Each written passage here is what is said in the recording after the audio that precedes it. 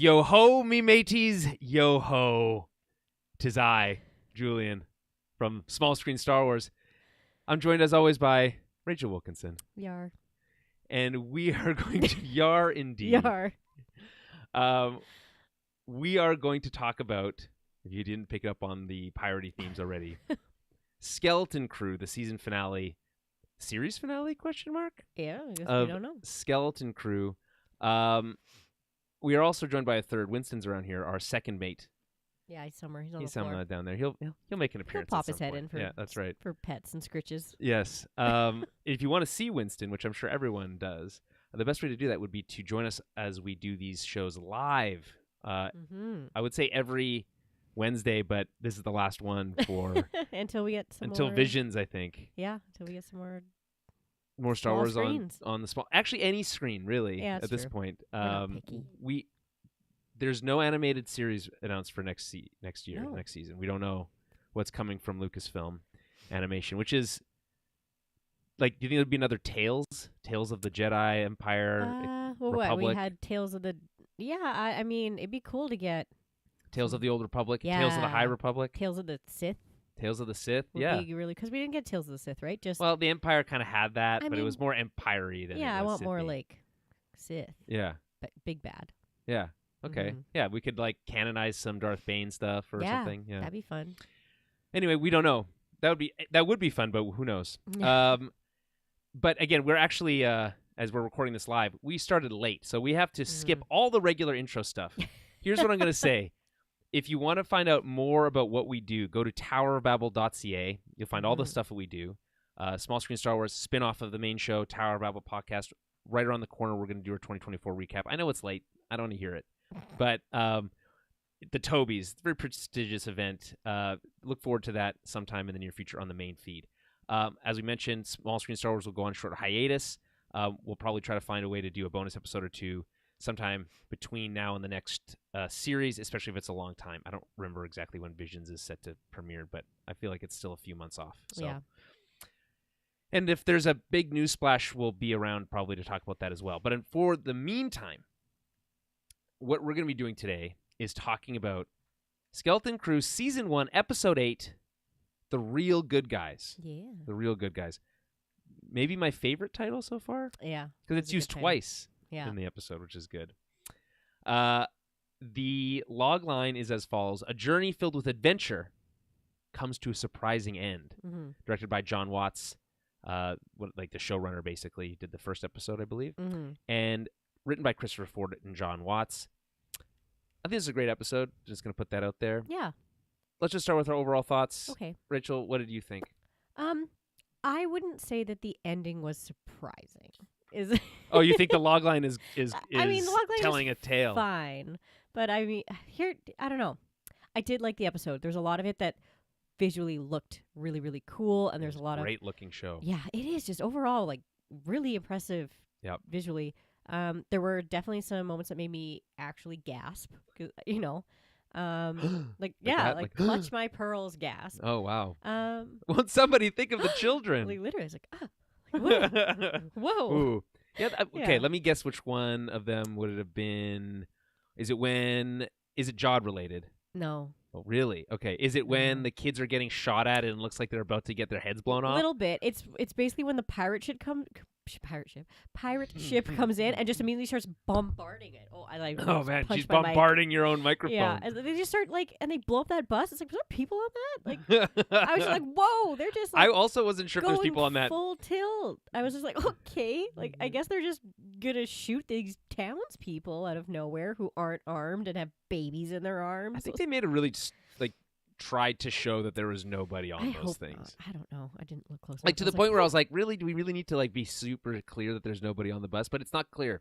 It's not really. yeah, Yeah. I was like, oh, okay. There's for sure at least one or two people got mortally injured in that bit of a bombarded, plus things just blowing up buildings, like all that. So there's just a few gasping moments. I don't know. I would just say, I think I don't know. I did like it. It didn't feel like a finale to me a little bit though. It does have a little bit of a I think it's missing a prologue or an maybe, epilogue. yeah, maybe that's what It's it missing an is. epilogue. And maybe I just in my brain, I was like, you know what? I feel like that would have been better if they just combined the last 2 episodes as one big one, and I would have been like very satisfied with it. I probably would agree with that. That was kind of my only thing. It was what 40 minutes long. 40 minutes, and it wasn't about the timing. I felt like very quick to me, I guess. I think it's a little short because again, I feel like it is missing that like maybe stamp at the end that says like, and they lived happily ever after. We don't know how they lived. Yeah, I think that's part of it too, because it's like, okay, they could just leave the story as is, like that's fine, but they could also pick it up. There is enough of a, but there's still more that could happen, kind of. I like the idea of picking up the story in like a few years.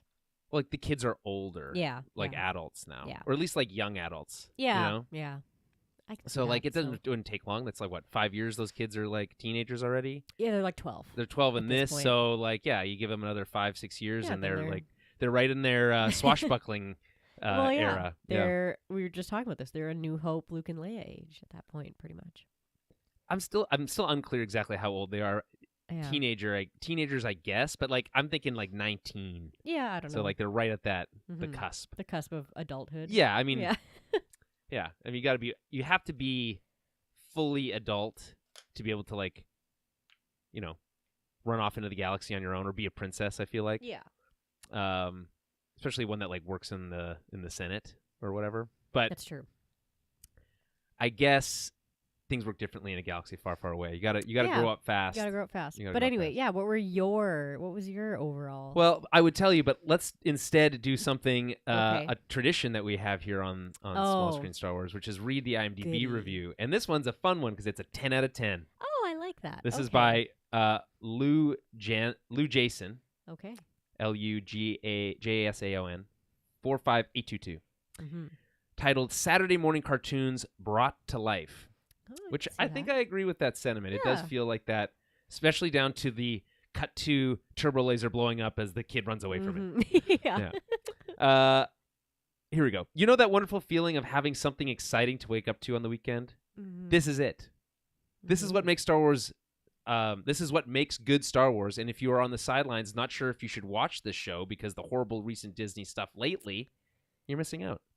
I would say so, yeah. It captures what makes the original Star Wars fun and adventurous. The stakes feel real. The characters feel real. The writing is top tier, and the production value is on par with Andor. I agree. Wholeheartedly. 100%. I don't even understand how they were able to make the show look that good. It cost $230 million. That's how. Oh, right. Yeah. If Disney has one mainline show like Andor and 1-2 of these smaller budget, sorry, my man, it's not that small. Could be one-off adventures in the Star Wars universe. You got my subscription, and that is music to the ears of Bob Iger. Yeah.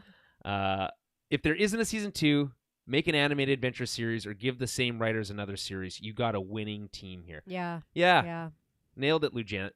I quite want to say Jansen, but it's not Jansen. It's Jason. Yeah, Lou Jason. that's a nice review. I like it. I would agree with those points. It's nice to feel the positivity again. Yeah. Right? So the IMDb rating for the show is 8.1. Oh. If you look at all the episodes, though, even better news. Each one is top rated. There's not one that doesn't achieve that, which I think we agreed was like a 7. It takes I guess not, because this is top rated episode has a 6.9. Episode 4. I don't know what it means. Maybe it has lots of ratings. Maybe that's what that means. Anyways, maybe, yeah. The point is, all of them are top rated, at least as according to IMDb. You can, up to you to decide which is your favorite. I think we have our favorites and least favorites of the season. Where would you rank this episode? Maybe like third. Somewhere favorite. in the middle. Yeah. Yeah, I agree. It's got a lot of like really cool stuff. The X-wings and B-wings, for instance. Yeah, like that's everything. Hard to beat that. I was really hoping they'd play the like Republic, the theme from A New Hope, I guess, or is it A New Hope that introduces that theme? Anyway, they use it really well in Rogue One when the U-wings and X-wings show up. Oh, okay. The like Rebel War theme, basically. Huh.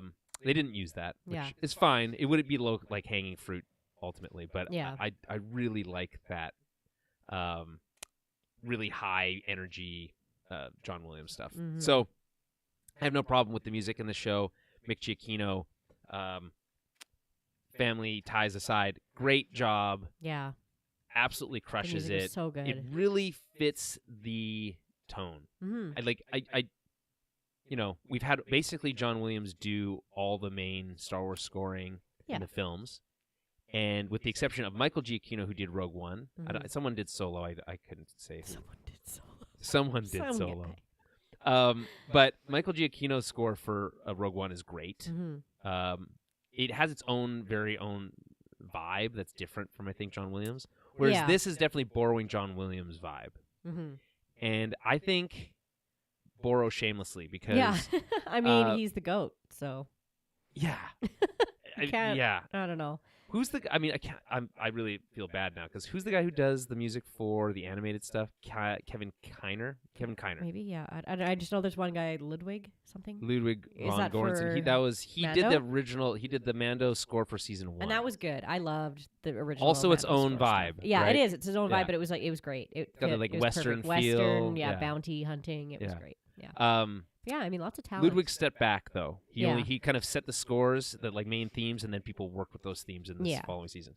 Anyway, Mick and I would argue Kevin from the animated stuff borrows heavily from the template that John Williams set. Wasn't really trying to reinvent the wheel, and I think I'm okay with that. I don't want to be too easy to please. Oh yeah, just copy John Williams. You have to do it well.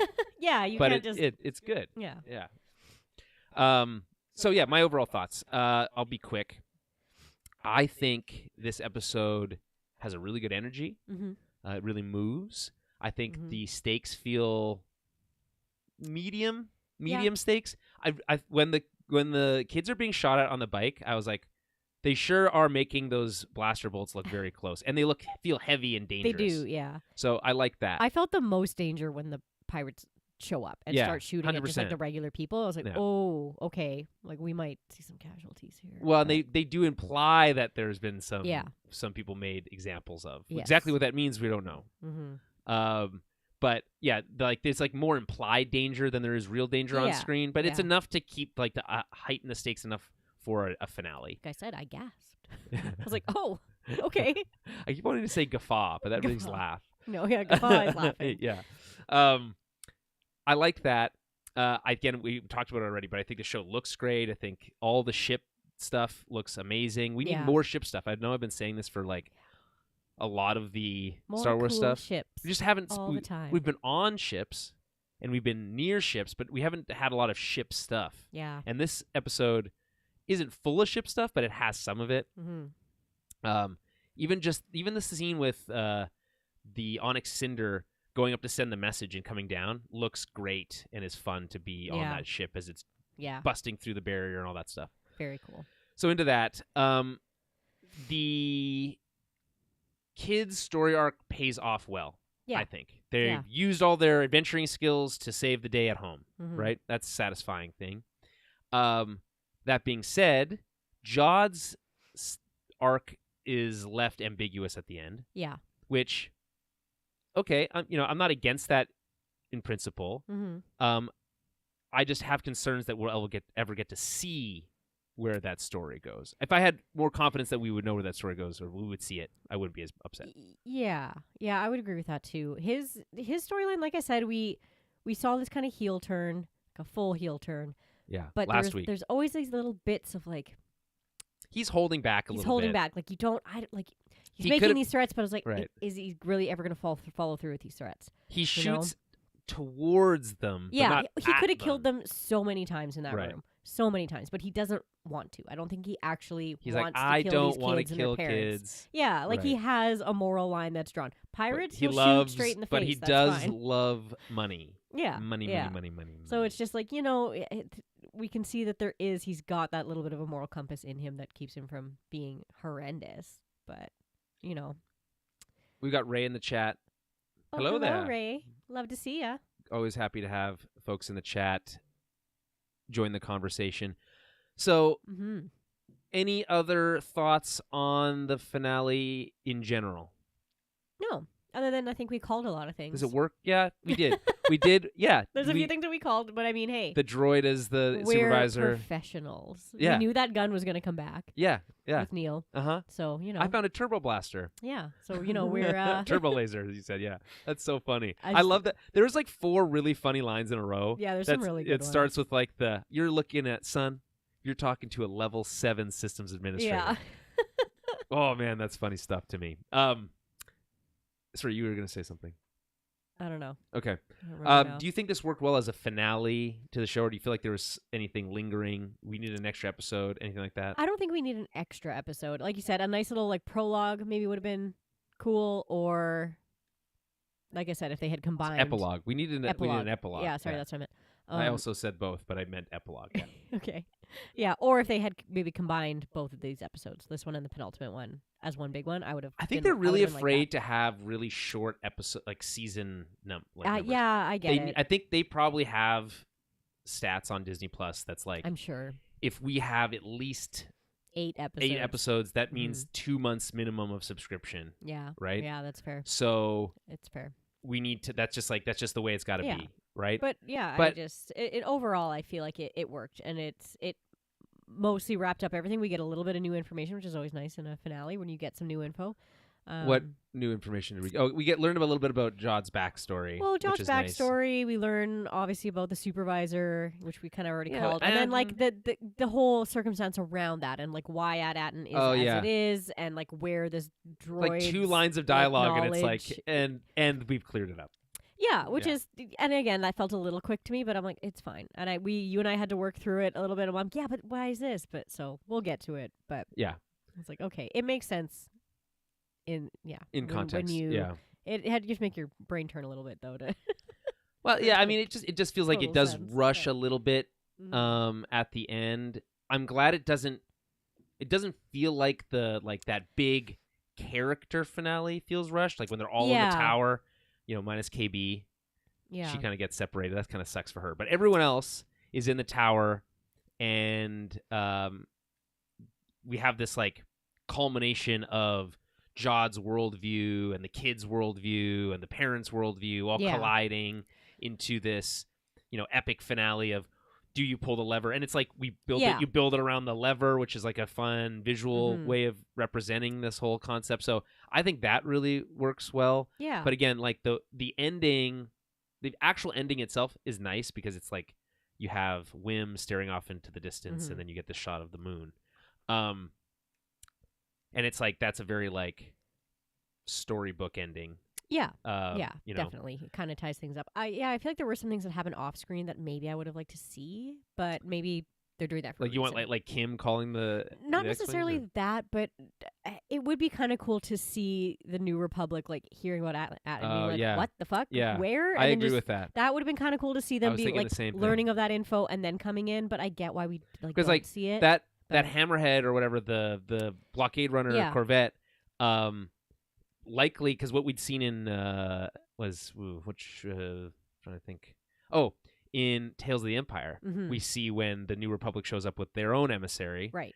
They usually come on one of those, and they're like, "Don't worry, you're now free," or whatever. So, like, I assume that that was them arriving with their like little political contingent. Probably. Yeah. Right. We chased away the pirates. We can now bring our politicians here. Yeah, and kind of figure out what's going on. Right, but so like that stuff is interesting. It's funny because there's a whole sub group of Star Wars fans who are obsessed with the minutia of like the politics, how things work, and like I mean, that's like part of it, and that's fine. Like I think that's interesting. All of episode 1 is about blockades and trade routes and stuff. So it's like I get why that would be like a core thing for a lot of people. That being said, Star Wars itself, when it comes to like trying to describe how those small things work, unless you're reading it in a book.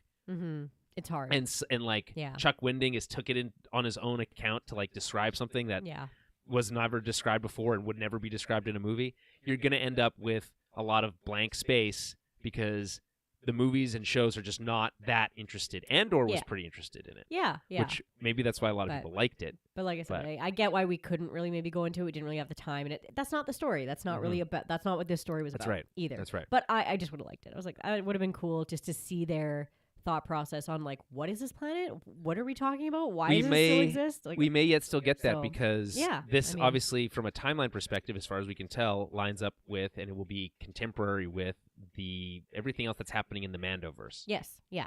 So- So we could get little tidbits We could get more from there. Would be elements. neat. Yeah, who knows? Mon Mothma might make a speech about At-Aten, or we'll hear about it in passing. Who knows? Mhm. But yeah, At-Aten's a really like memorable name, so we'll always yes. it'll always jump out at us if we hear it. Treasure Planet. Yeah, exactly. Not to be confused with Treasure Planet, the movie. Mm. Okay, let's get into the full breakdown. We're going to go scene by scene here, so full spoilers. All right, this whole episode takes place on At-Aten, so we don't leave really the planet. We briefly do just to go to the just off the planet, Right, but then we yeah. come right back. So we start in the vault. This episode picks up the exact moment the last episode ended. In fact, it even Mhm. overlaps slightly Yeah. because we start. You could really from a if you wanted to cut all the episodes together. Mhm. These two, as you said, they could just be one episode. Yeah. Literally ends with a shot in over black screen of the sound of the lightsaber turning Mhm. on. Oh no, that's not true. We do see him standing behind them with the lightsaber. Yeah, I we think. see him. Yeah. Yeah.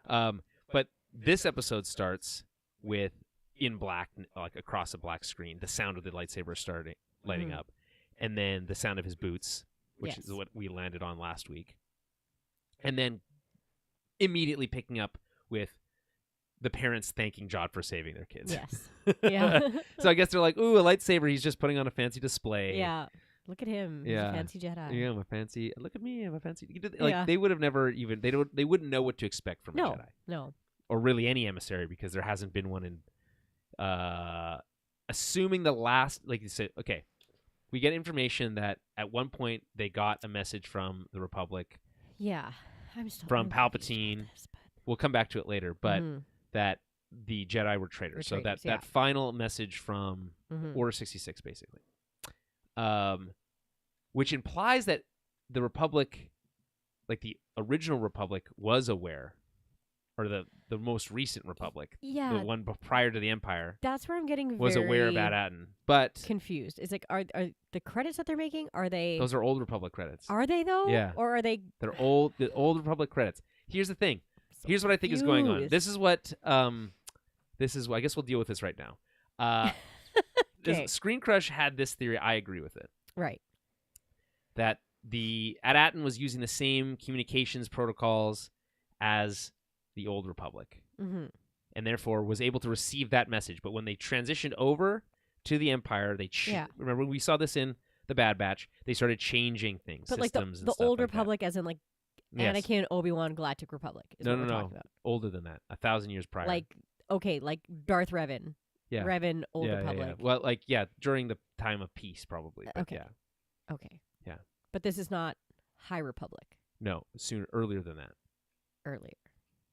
We don't know for sure. We don't know for sure. We don't know exactly when the last shipment left. The mint. And left the mint. Yeah. Right. So okay. we also don't know, because we have to assume that at some point the information about At-Aten was lost. Yes. I think that information was lost prior to the corrupt Republic we see in Episode 1. That makes sense. Right. Yes, that makes sense. That So- it's not really known about at that time. Right. Because it's But they were still able But to receive that message because he because they were still in the same system as the Mm. original Republic. and he basically email blasts it to everybody. Yeah, he email blasts it to Okay. everybody. He Yeah. makes that fatal mistake that Yeah. Okay. that okay. you okay. should never make. But that's kind of like they had heard nothing. Oh, heard that. and that's Weird. it. And then nothing again. Yes, Okay. and That because makes more sense. the supervisor's a droid, they're not really able to think critically about what that means. No, they're not going to reach out. They're like, all right, All right, if you say so. cool. We're just going to keep making this money and putting it in vaults. In vaults, Like we have been he'll show up eventually. Don't for worry. 1,000 years. Yeah. Yeah. Yeah. Or maybe just playing the long game. He's like, well, Yeah. the Republic will be back one day. Yeah. Yeah. Because the whole question is well, if Palpatine knew about it, wouldn't he just use that money? And as we- As but- we know, we don't know how Yeah. where this money goes or how it's used, or the Mhm. theory remains that it could be used to fund the First Order. but Yeah. we don't know yet. Interesting. Okay, so let's get into this scene here. So parents thank thank Jod. They are really bad at picking up on the signs that are being put out, the vibes. not great vibe detectors from No. the parents. The kids look not happy to be home, No. and Jod is like using a lot of like double entendres Mm-hmm. in this, but not like the sexy kind, the like dangerous kind. Yeah. Anyway, so he says that the kids are in big trouble, and for stealing a ship and breaking nearly every safety protocol. So for that reason, they're going to have to be put under surveillance, Right. Under house arrest, basically. Mm-hmm. Farrah. I should have said Farrah here. I take Fern. Farrah tries to take responsibility. Oh, I take full responsibility for everything. Classic leader to say that Right. and then never actually take any responsibility, but that's fine. Instead, we get again them sent off to this house arrest, with the exception, of course, of Fern, who Jod wants to keep close because she's a troublemaker. Yes. So he wants to keep her close, and obviously, again, not picking up on the signs, the signals. Farrah, Fern's mom, is like, well, if she's going, I must go. And he's like, you're right. You guys should both go. That would be great for me, right? Gives him, because as he said, it's always good to have a hostage. Yeah. Right? It's true. I guess in a pirate world. Well, he says, I'll take special care of the both of you. Mm-hmm. I will say, our boy Jude Law Nawood, Mm-hmm. Pretty great performance in this episode. So Lots of good. subtleties, little things, twitches in the face, like just small stuff that you just like a master actor is able to deliver. Yeah, right. He's incredible through this whole series. He really is. I was telling you before we started recording, but I started watching the first episode of The Young Pope. Right. So I watched the Conclave. Have you heard of Conclave? It's that like we're gonna pick the new Pope movie.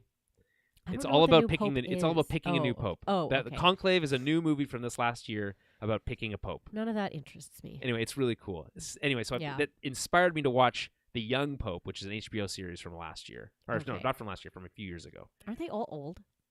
All the popes? Yeah. Yeah, exactly. That's like 80? Right, exactly. So this is a young pope played by Jude Law. I see. And he's playing an American, which is also, I know he's done before, but it is weird after hearing him with his normal British accent and then hearing him play an American. Anyway, it's really weird. It's like super HBO weird stuff. But I will say he is still the best part of it, and he kind of steals every scene he's in this show. So yeah. All right, let's move on to Wim's house. We get a shot of a quote-unquote home-cooked meal. I love that. It's like a microwave dinner. Yeah, it's such a single dad thing. No offense. It's like 80s single dad. Yeah, it is single man. It does look like a TV dinner. It's like a Hungry Man dinner. Yeah, it's like the only way it could have been more depressing is if they were eating it on a TV tray in front of their. But I thought that was so cute. I was like, oh my god, it's like a Star Wars version of a microwave dinner. That's hilarious. I love that it's clearly practical too. Yeah, it's like they're like, we'll just put some stew in a plastic thing and warm it up. Yeah, it makes sense. I mean, Star Wars also has bread that you just like activate. Yeah, with water, but that's a real thing that they did practically, which was really cool. Oh, okay, that's cool. And so this looks like they did that again practically. I like when they make Star Wars food. Yeah, real. Like real. The blue milk and the cereal. It's very cool. Yeah, exactly. And it's fun for them to be able to take those things and put them in real life. Like, I don't know. Maybe we'll at Galaxy's Edge. You can get a home cooked meal. You can get a TV dinner there for $30. Oh, it'll be more than that, but yeah. The microwave thing is cool looking too. Yeah, it's it in is. like this dome thing. Yeah. It's that's great Star Wars when you get like new versions of fun quirky things like that. Yeah, they always do very well with that kind of stuff, which I like. Anyway, this scene is. I have big problem with Wendell, Wim's dad. Oh yeah, because I told you I've hated him from the beginning. He like has like this small moment of like redemption at the end of last week when we get the message from him, and then he has that pause before he hugs his son. That big loss of points there, in my opinion. But I mean. He basically reverts to like episode 1 Wendell, and he's like the worst. I know. It's for like just most right of back. the episode. I know. He's just again not believing him, just being a drone, as usual, and he's acting like nothing happened. It's so weird. Yeah, I have like just a particular distaste for that for that like kind of form of parenting. Yeah, I don't know. My husband and I talk about that all the time, where it's like you see stories and stuff of like people having crappy dads and bad dads. It's like, how could you ever be like a dad that doesn't like tell your kid that you love them and doesn't like hug your kid? Like that's wild to me. Like I don't know. They don't know how to process the emotional. I know they have no emotional intelligence. Yeah, and it's a trickle effect, right? Like that's how their dad was, Well, et cetera, et cetera. But I just. I have It such a is distaste for it. Cold is one way to put it. I mean, here's the thing. He's like, right away, he's talking about the assessment again, and and Wim's like, "Are you kidding me? Yeah, like, what are you talking?" Like, yeah. And then he like scolds him. He gets in trouble. You know, it's just it's like, "Oh, you didn't learn your lesson on your space joyride." Yeah, right. It's like, oh, okay. Like, by the way, space joyride. Stoked your kid came back. Yeah, I would want to hear about the space joyride. Yeah. Tell me everything. Yeah. You know what I mean? Especially you've never left the planet. Like you don't want to know what your kid did out there. So I guess that's his perspective, right? Mm-hmm. He's like, well, I was tempted to, but I had the self-control to not, follow through with that. Yeah. But it doesn't really hold water for me, in my opinion, because this was a life and death situation for your son, and you're acting again like nothing happened. Yeah, exactly. So it imply, and I get that like Wim is acting strange, like he would be probably, if the droids weren't spying on them, would be yapping about how exciting everything was. If everything had gone smoothly, whatever, he would have been like telling him all this cool stuff. The question is, how would he respond in that situation? Would he have been dismissive? The sense is probably and that's sad. Yeah. So instead, we get this like rebuttal from Wim saying that like, hey, there's more to the galaxy than the great work and doing the assessment or whatever. But yeah, you get this kind of like brief glimpse at Wendell's kind of like humanity as he's like, well, you don't think I wanted to go meet a Jedi? Yeah. And of course that's where we get the little bit of a slip up where he's like, he's not even a, Mm-hmm. Which I guess is technically true. He's not technically a Jedi. No, he's not. He's just a big liar. He's just a pirate. And liar being Wim's favorite insult. Mm-hmm. Anyway, Wim apologizes for kind of like snapping, and tries to like better explain himself, saying that he got a new appreciation for home and all the like amenities that it brought, but that there were those out there who wanted to ruin it, and he just wants to protect it. Right.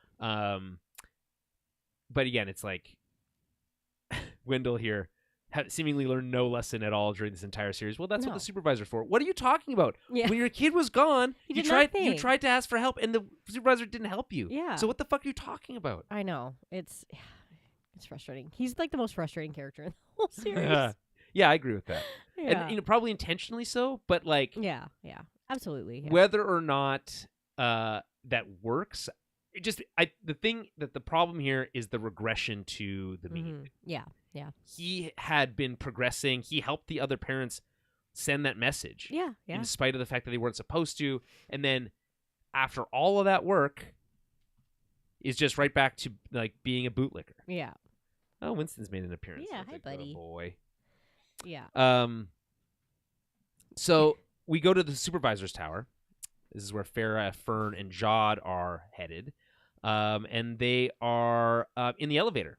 Farah believes that Fern getting to meet the supervisor at, quote, her young age is a big deal and an incredible honor. So she's like telling him to like stand up straight. And so I guess in some respects we get both Wim and Farah. It's nice of them to have like the same first letter for the name. Yeah. They both kind of regress a little bit because once there's authority around, Farah becomes this like, again, supplicant. Like she's like, happy to just follow the rules and is excited about the idea of her daughter getting to meet the supervisor, which she, at this moment, by the way, she knows is a droid. It's so funny that she's behaving this way, but it's funny. Yeah. Does she know though? Has she met the supervisor? Yeah, she's still yeah, 100%. I thought maybe she was meeting him for the first time too, but I guess not. No, just said that she hasn't maybe met her since met him since or it for a while. Jod is like not interested at all what was going on in the scene. No. Wim's house. Wim uses his walkie-talkie to. I wish they'd given it a name. but it is really just a walkie-talkie, really. Yeah. To reach Neil, but Neil is worried about being watched by the droids. There's a little bit of regression here by almost everybody. So, right. With the exception, I guess, of KB, Fern, and Wim. Yeah. Essentially. So he's like, I can't talk. The droids are listening. And then goes and takes a bath. Yes. Takes a bubble bath. So cute. Anyway, droid overhears Wim, and to get out of it, or to pretend like he's not on the walkie-talkie, he pretends to play with his action figures. Yeah, very cute. Which is hilarious. Mm-hmm. Moving back to the supervisor's tower, Fern, Farah, and Jod, along with 2 safety droids holding blaster rifles, that'll come back later. Mm-hmm. They reach the top of the elevator, revealing a dimly lit control station. By the way, it looked, I think, pretty different from the top of the tower in the French planet. So yeah, that's interesting. Anyway, it seems abandoned because it's covered in a very thick layer of dust. Right.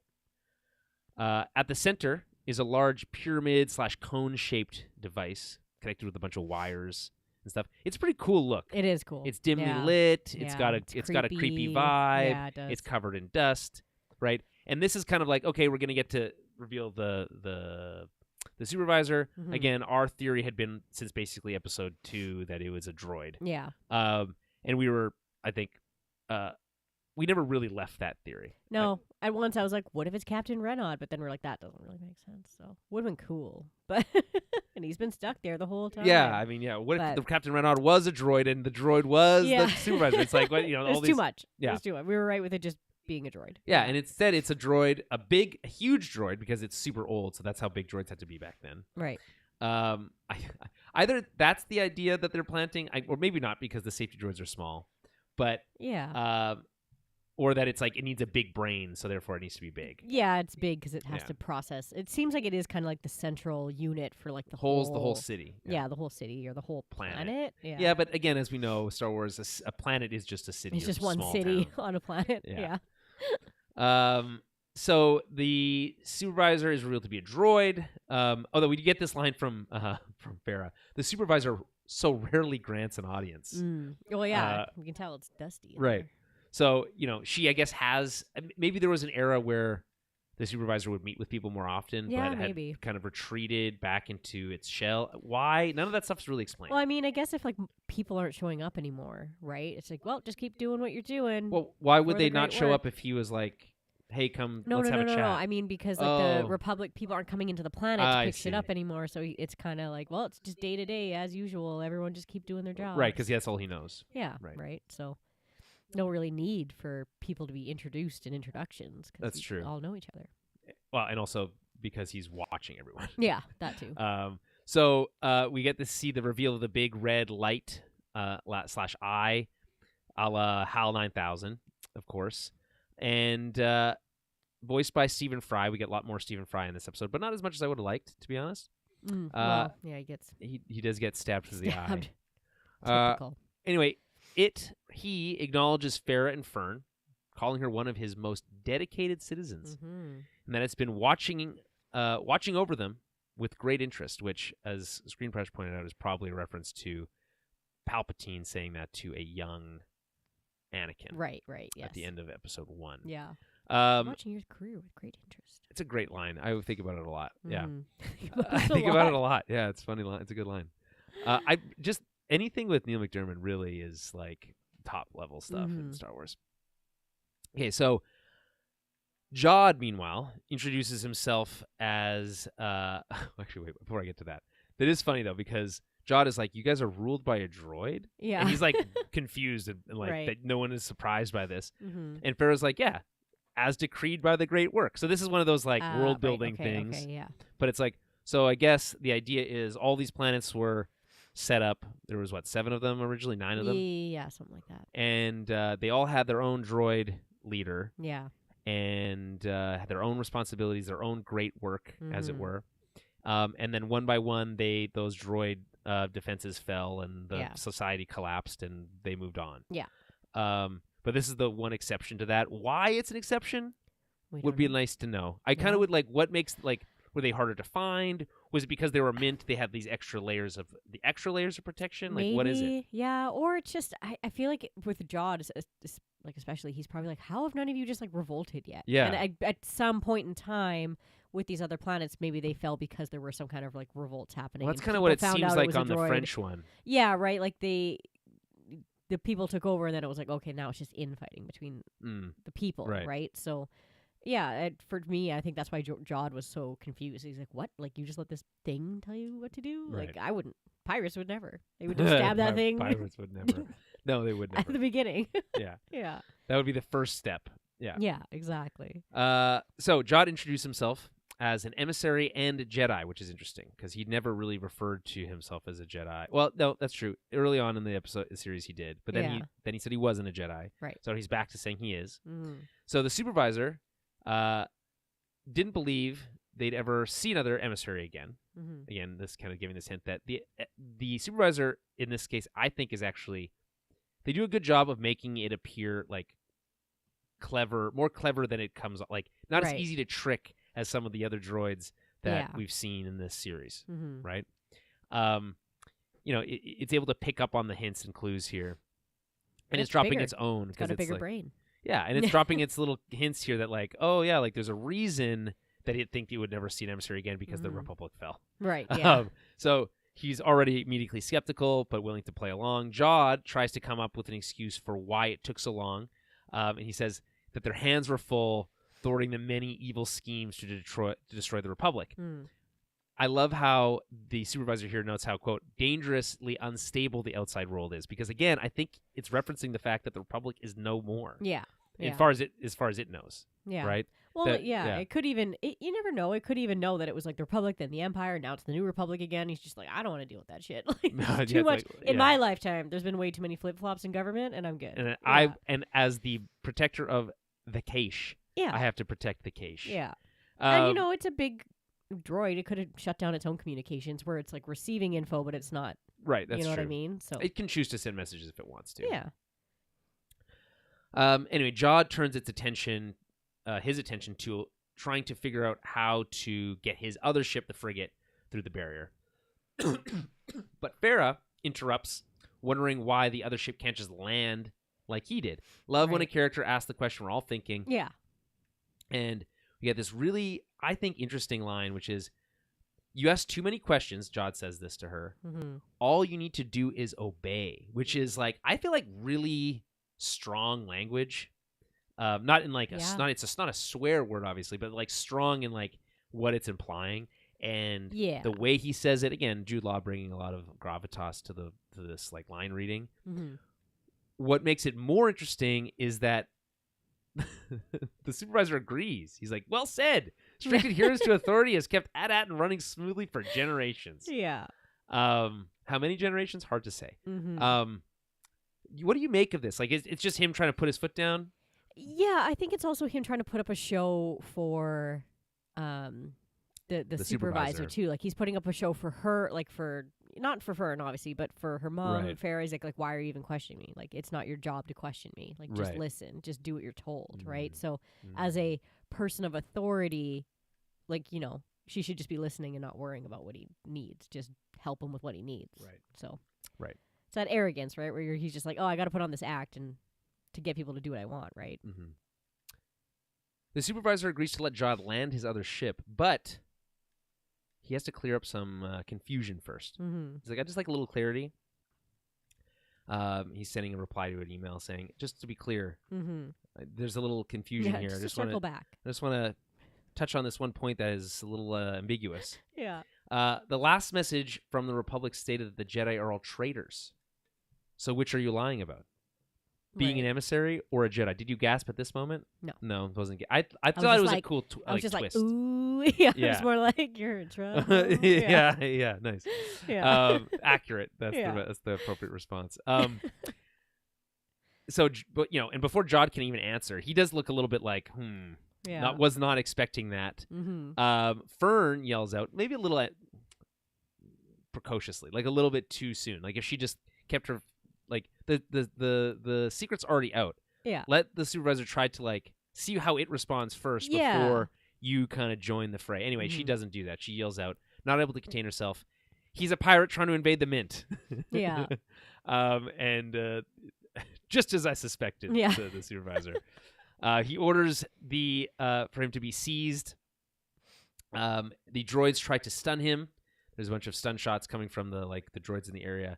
And Jod does, I think, a pretty sloppy job of blocking those, but enough to enough to be get effective. Yeah, enough to get away. Yeah. Mm-hmm. Which puts him right next to the supervisor. Mm-hmm. So he already has a lightsaber on. He looks over at that big red light and stabs his lightsaber right through it. Yeah. Killing it, I guess. Yeah. You think it's repairable? I don't see why not, actually.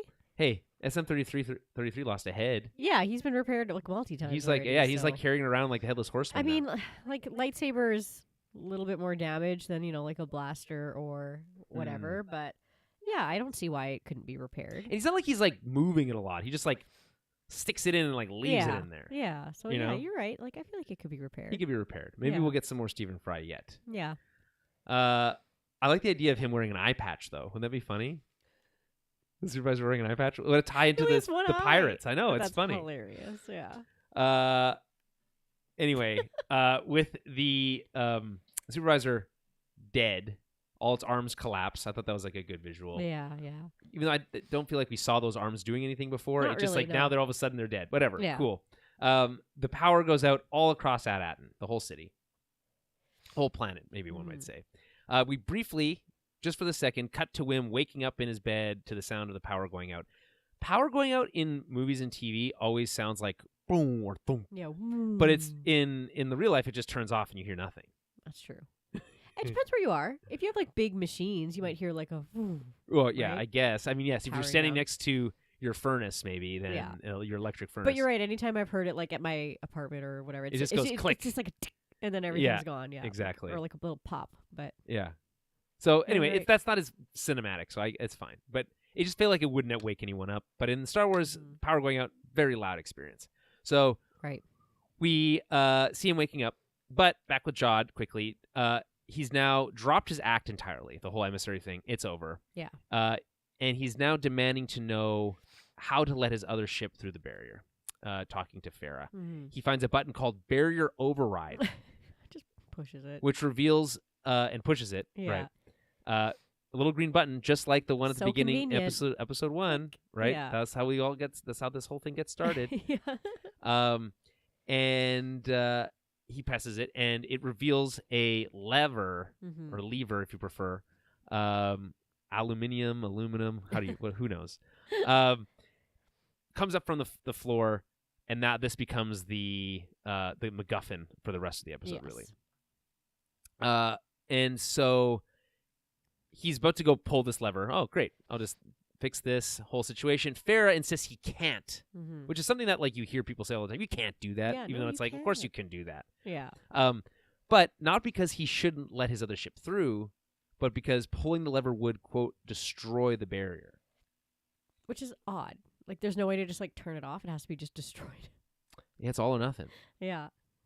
I mean, maybe that's part of the security process. It's like could be, but it also seems awfully easy to turn it off. So yeah, or destroy it. I feel like if you could turn it back on, if all those satellites are still there, could you not turn it back on? Yeah, it's not like they explode. Yeah, but, I don't know. I guess. Well, I don't know.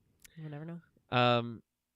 Yeah, I mean, come on. Maybe Obviously, you should be able to turn it back on. Complicated. I don't know that once you turn it maybe off. they don't know like, how that could be it. Yeah. We've lost the. It's like we don't know how to make Roman concrete anymore. You know. So we've lost the art. It's just lost to time. They don't know how to turn. You don't know that? No. You don't. How often do you think about the Roman Empire? Never. I told you this is a thing. It's a man thing. You didn't see Gladiator 2? No, I didn't think this was a real thing until I started asking men in my life, and it's a real thing with you, and it's hilarious that you guys. I think it's. I just like to play into the stereotype. Yeah. But it's funny. Like what's your Roman Empire, and then you have to like list the thing that you're like always thinking about. Oh right, yeah. That's what's your thing. Basis. Yeah. I'm trying to think. What do I actually think about on a daily basis? My fantasy hockey team. That's just during the regular season, though. Yeah. Anyway, Connor Hellebuck is winning me a lot of games this year. Yeah, he's a good goalie. He's a good goalie, and this is a good boy. Mm-hmm. Okay, so Farah Farah offers to give his ship access instead, to give the frigate access. Don't destroy the barrier. I'll just give access to the frigate. Don't worry about it. We get this interesting line. I think this is supposed to hint towards this like softer side to Jod. But they always kind of play, this whole episode does this, which is like, it plays both sides of the coin, because it's basically saying, he's saying this thing, but is he lying? Yeah. And even if he's lying, does he kind of still believe it a little bit? Yeah. You know? So he says, I don't want to destroy anything. I just want to land my ship. We'll take our fill of credits and we'll go. You'll never see us again. No one will ever get hurt. Fern warns that he's lying. Yeah. And that he intends to stay. And this pisses off Jod. So you get a little bit of both. He's like, well, I don't want to hurt anyone. Which sounds believable. Yeah. Yeah. And again, also you could back it up by the fact that he doesn't really hurt that many people through this whole process. No. So through his actions speak louder than words a little bit, but how would you interpret this? Do you think he's lying just straight up? He does want to hurt people. He does want to stay. No, I don't think he wants to hurt people. Because throughout this episode, we kind of get that from him. You know, he has plenty of opportunities to kill all of them in this room, and he doesn't. He gets actually visibly upset when things don't go right, and he thinks KB was hurt later on. Like, I think he's actually choked about that. Yeah. Because, he gets mad. He's like, I didn't want to hurt anybody. He says that later, and I believe that. I do, yeah. So yeah, I think he's doing that kind of like it's a two truths and a lie, right? Where it's like, yeah, he doesn't want to hurt anybody. He wants his buddies to come get these credits, but that's both a truth and a lie. Yeah. He wants to stay though. He wants to, because later on he's like admits about how he wanted people to just keep doing their jobs, keep making money. Yeah, but for him, yeah.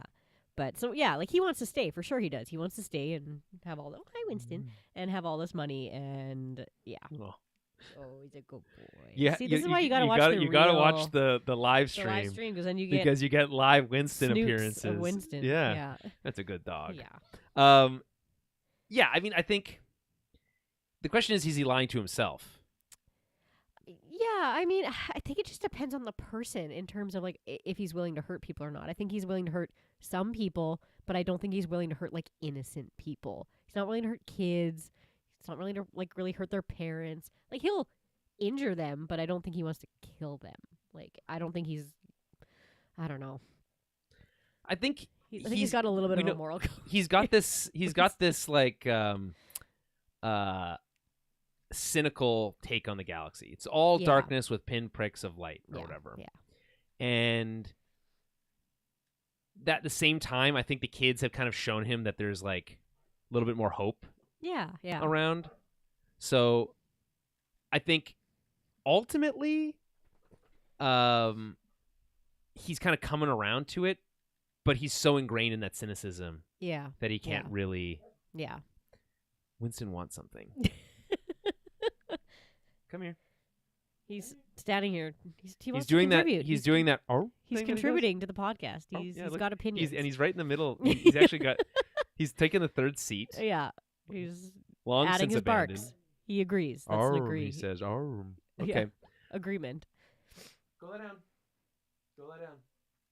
He can't need to go outside because we just did that not that long ago. And he can't be thirsty because there's lots of water, and he can't be hungry because it's not supper time. So he might just be wanting more pets, to be honest. Yeah, it's fine. Okay, let's move on. We'll come back to this theme of this kind of like, is Jod lying to himself? Does he really even believe these things that he's saying? So as he draws his lightsaber again, threatens Farah and Fern, this causes Farah to agree to let the ship through. She'll let the frigate through. So from the frigate's perspective, we cut to the frigate. We see that Jod is now able to communicate. We get his big holographic head here. And I think he has a lot of fun in this like brief little scene because he gets this great line, "Begin the invasion!" Yeah. Which is like straight out of the prequels, but I think delivered in a much more believable way. Yeah. And it's Gunter who receives the message. And he's able to now communicate. He orders them into the barrier. He said, "Your ships are all good now. Don't worry about it." We get some really cool music here. Like high tempo, exciting war music, essentially, as we enter. Cut to at Atten City. Wim calls for his dad. There again, the power is out. who thinks it's just a regular old power outage. This son of a bitch. Like, what? Yeah. Oh, look, looks like the whole block is out. Okay, buddy. That's But such a dad thing to just like stand at the window, like just like looking around. Like, yeah. yeah. Yeah, it's like, huh. Yeah, Something looks sketchy out there. Yeah. I'm not going to investigate further, though. No. But with the power out, Wim knocks over the dead security droid, or unconscious, whatever, off. Finally able to reveal to Wendell that Jod was lying. Yeah. He's a bad guy. He didn't save us. He's here to get us, which I feel like is a weird phraseology. Yeah. Like, but it sounds like something a kid would say. Yeah. So it's I think very satisfying to have Wim go from this pouty state that he's seen at the beginning of the episode, feeling like his hands are tied, having to think about like this idea of returning to regular life, although while at the same time having to hold back this secret that everyone's in danger. Yeah. Right? To the first second he's able to, telling his dad with like exuberance that what he's been told is a lie. You need to believe me. There's this bigger thing going on. Yeah. And it's just like you can't hold it in. Yeah. So just then we hear the frigate descend, and it has this really cool sound. Wim and Wendell run outside to see it pass over the city, and engaging its turbo lasers. So we get shots of the weird dog and what do they call it on the frog dog? The frog dog. Yeah. We get shots of that frog dog. We get Neil taking a bath, seeing the frigate through the skylight. So the skylight has a little bit of a comeback, a callback in this episode. Yeah. I just thought it was so funny in episode 1 where he goes and like climbs on top of his roof and like finds Neil in the bath. Yeah. It still makes me laugh. So I'm happy that we got another callback to Neil in the bath. Yeah. This sweet boy. He's such a good boy. He's so sweet. He's no Winston, but I'll give it. So he's close. Sweet. Close second. Yeah. Anyway, we also see Neil's family and KB. And the frigate starts opening fire on the city. Yeah, that's this baby gasp. But it just looks so good too. Like the explosions look good. The ship looks great coming through the clouds. Looks so cool, like bearing in over the city, and like I love the shape of it. Yeah, it's got the big piece at the front, and then that weird little bottom thing, like upside down shark fin situation. Yeah, it almost looks like an anchor or something. Yeah. It's just it like again visually. I don't know how they do this, if it's all CGI, if it's some practical CGI. I think most of the stuff is CG. Yeah, it just they do a lot of practical stuff, like the droids are practical, which is really cool and stuff like that. It just looks so good. But yeah, they just started like bombarding the city, and I was like, whoa! Like were you expecting that? No, I wasn't. Gasp. I was like, oh, okay. Like they're just shooting everyone, and they're just, and I get it. They're pirates. They got to make their big, scary entrance to gain that fear and to gain that like compliance, where it's like, no, we're here, we're in business, we're dangerous, you're gonna listen to what we're doing. But like I definitely thought it was gonna be more of like yar running through the streets, like jumping off their speeder bikes, rounding people up. I didn't necessarily no, they're full on blasting stuff. Yeah, lots of blasting too. There's lots of blaster bolts in this episode, and they look, as I said at the beginning, they look weighty and dangerous. Yeah, they did. It just like it all looked so which I feel like I don't know what was missing in blaster bolts before that didn't have that. Yeah, maybe it's like just less explosions. But again, we in the original series, when blaster bolts hit things, they created real sparks off the wall. That was like a thing that they like their squibs were little sparks. Right? Yeah. Okay. So that was the original series. I think the Clone Wars had good looking blaster bolts. Yeah. Yeah. But like I feel like we've gotten away from what like a dangerous feeling gunshot is. Yeah. Even the blast, like the blaster pistol that Jod has is loud and like sounds scary when it goes off. Yeah, right. And I do feel like we don't often get we do, but the actual like ship bombardments on a city. Oh yeah, we don't see that a ton. Like we do see it. It's usually from a Star Destroyer. Or something. Yeah, exactly, and that does feel like really dangerous and really scary. Well, and that's true. We got it in Mando season 3. The pirates also. Yeah, the pirates attack it, and like we get it in Rebels, but that's not live action, right? Yeah, so. it really loses its weight in animation. Yeah, it's like this should be much scarier, but it doesn't feel that scary. I think it's just like you can feel it, like it. Yeah. When it's real people, right? Yeah, real buildings exploding and buses exploding. Yeah, it makes it look a lot like scarier. The French planet. Yeah.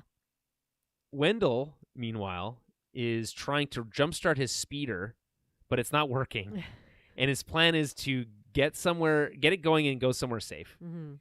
Wim, though, being the only rational one of the two, reminds him that Jod has Fern, and they have a duty to try to help her because, as he says, quote, "No one knows what's going on but us. We have to save her, Dad." Yeah. Unquote. And he just feels like he's completely lost in his own but head here. There's a pirate ship over the city. What are you doing? I know, but he's in coming from parent. He's in parent mode. He's like, I got to get my kid out of here. Like, he's not thinking about anybody else except the safety of his kid and him, right? So I get that a little bit where, like, your head wouldn't necessarily be like, I need to go save your friend. Yeah, but then wouldn't you be paying closer attention to your son?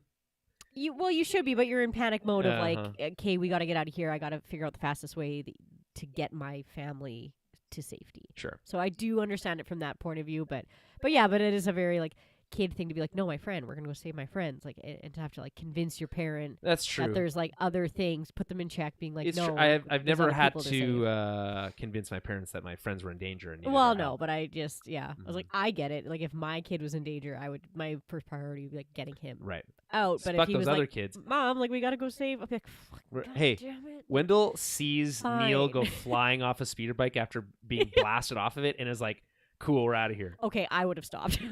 At that point, I'd be like, I don't know. Do you? Because my first thought was like, Wendell, what the fuck are you doing? I would have scooped. Because he already had the a sidecar. He had the sidecar one. I know. I would have scooped him. There's no way I would leave Neil behind. It's like he said the kid said leave us, so we had to leave him. I was like, he's my boy. I would never leave Neil. Well, he's a sweet boy. Yeah. Okay.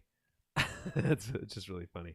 Okay. So just then, Neil and KB roll up on their speeder bikes, revealing that they actually still work with the power out because they're not connected to the mainframe or whatever. And then we get the little bell sound effect, bling bling, sound as they arrive. Wendell again is like, "No speeder bikes, you kids go home. It's not safe." But it's like, it just sounds so like rehearsed and like not genuine. That makes it that's what irks me. It's like, you might be worried, but you don't sound worried. Yeah. So you don't. Fair enough. You're not really conveying the emotions you're trying to get across. Anyway, yeesh is what I wrote here in my notes. Neil and KB have a plan, though. Don't worry. The adults don't have a plan.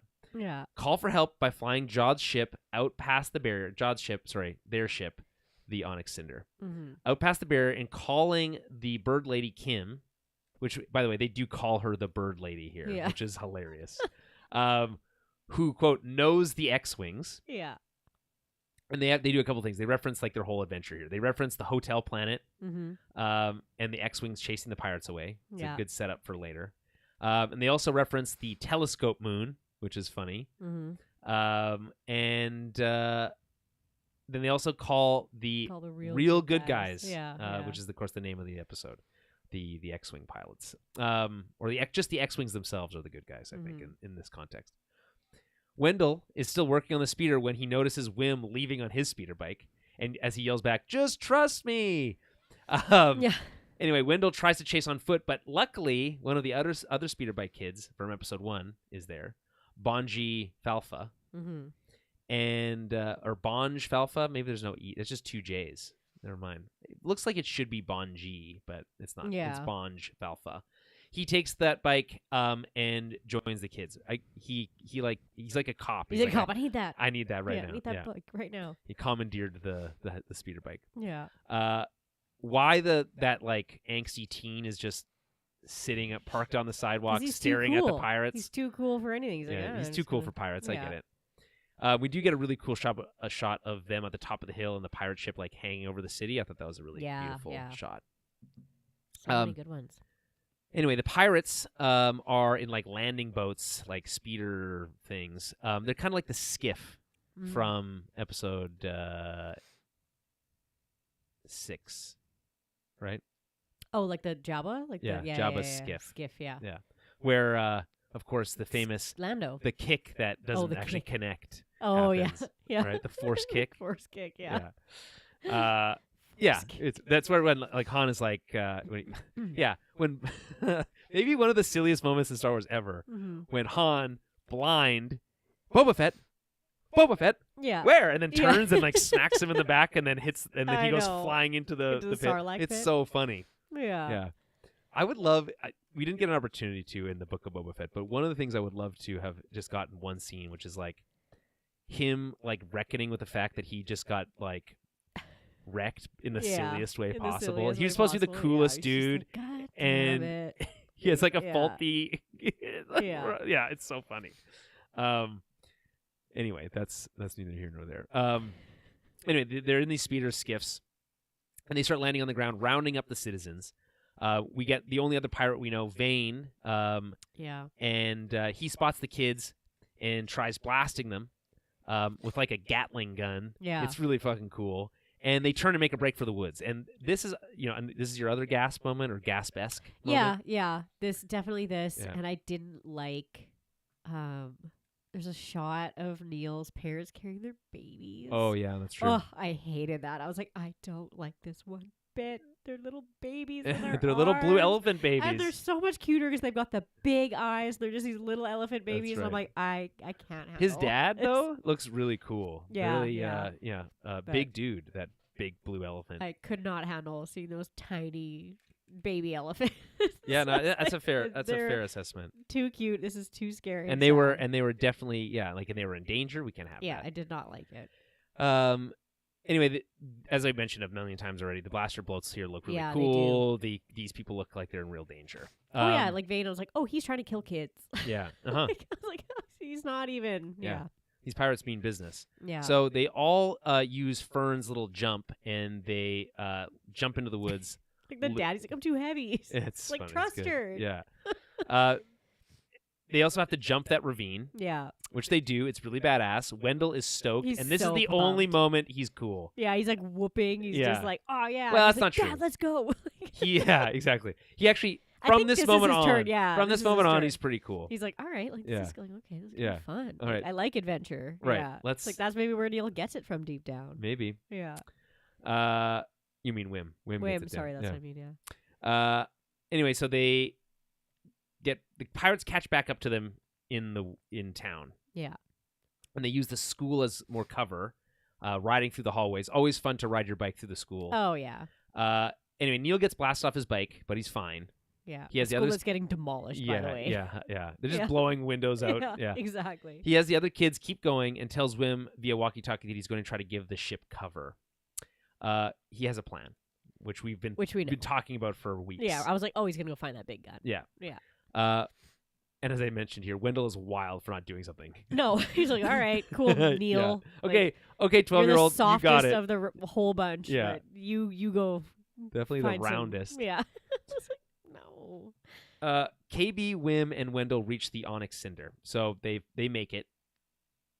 And we had this great line from Wim, who's talking to his dad.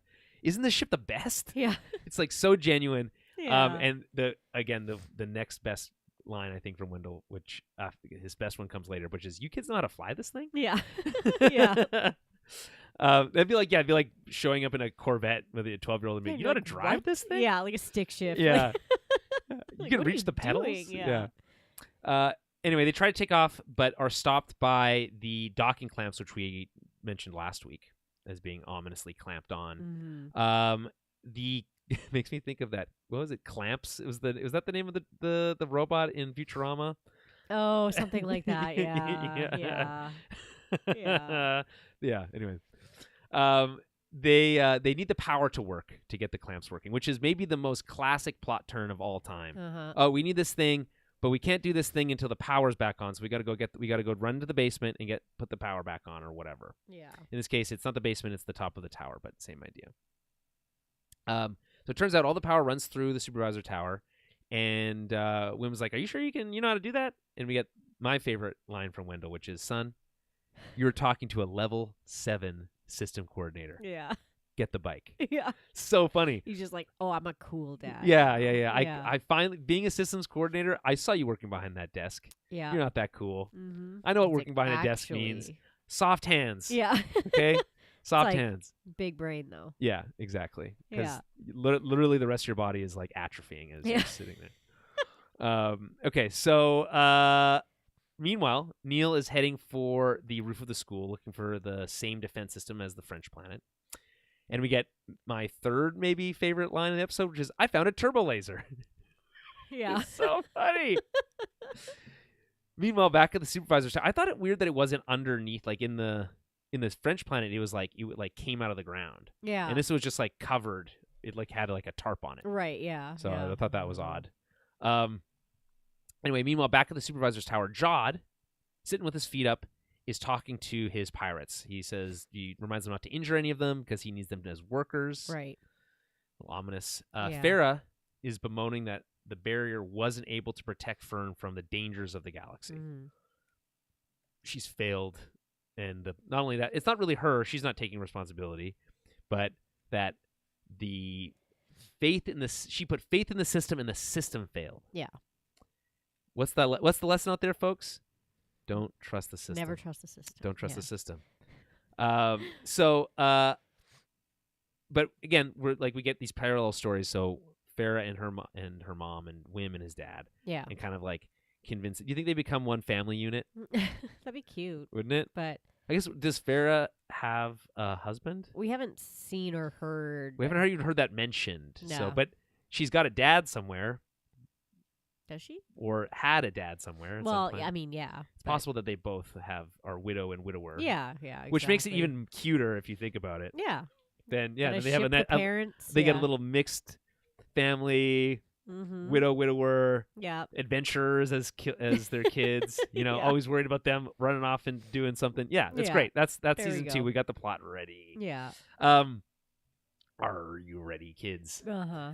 Aye, aye, Captain.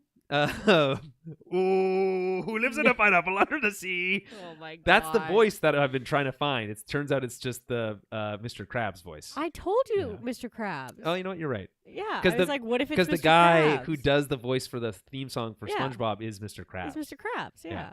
I told you. I was like, what if the pirate is Mr. Krabs? The same yeah, guy you're who right. voices him. Which, oh man, that's so funny. I wish it was. I know. Well, we don't know. Could be. The Did they voice worms. credit that yet?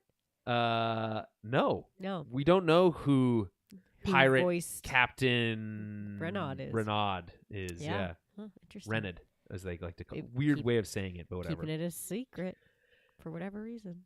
Because the legend of Tack Renaud, Mhm. Renard, it's like missing an R if you're saying Yeah. it the other way. Anyway, the legend of Tack Renaud is yet to be fully told. Yes. There's still more tales to be woven. Could be Tales of the Pirates. Yar, next. we could. Oh, what if we? Yeah, what if? That'd be Or what if we just did a fun. whole pirate animated series? I would love that. I That'd be really fun. would. Okay, I want Hondo in it though. he would be in it. Yeah. I couldn't stand him as like a main character though. That's Yeah, too it's much. fair. He's too annoying for that. That'd be like Joey being a main character in a show. We know that doesn't work. Like from Friends? Yeah. Yeah. He's like, yeah, Oh, he's right, funny, 'cause they but gave they him a- gave him a little spin off and it didn't I work. forgot about that. Yeah. Yeah. Deep cut reference there. So as I was saying, we got this parallel story situation happening here. So Fern reminds her mom, just like Wim had to do with his dad, that they now have a duty to act. Yeah. To protect their home. Yeah. Basically saying that despite how crappy it is out there, there were always good people willing to help. Yeah. Yeah. Which is a message of hope in the face of Jod's cynicism. Yeah. Which is ultimately the message of Star Wars. Exactly. A new hope, one might say, that they have. Yeah.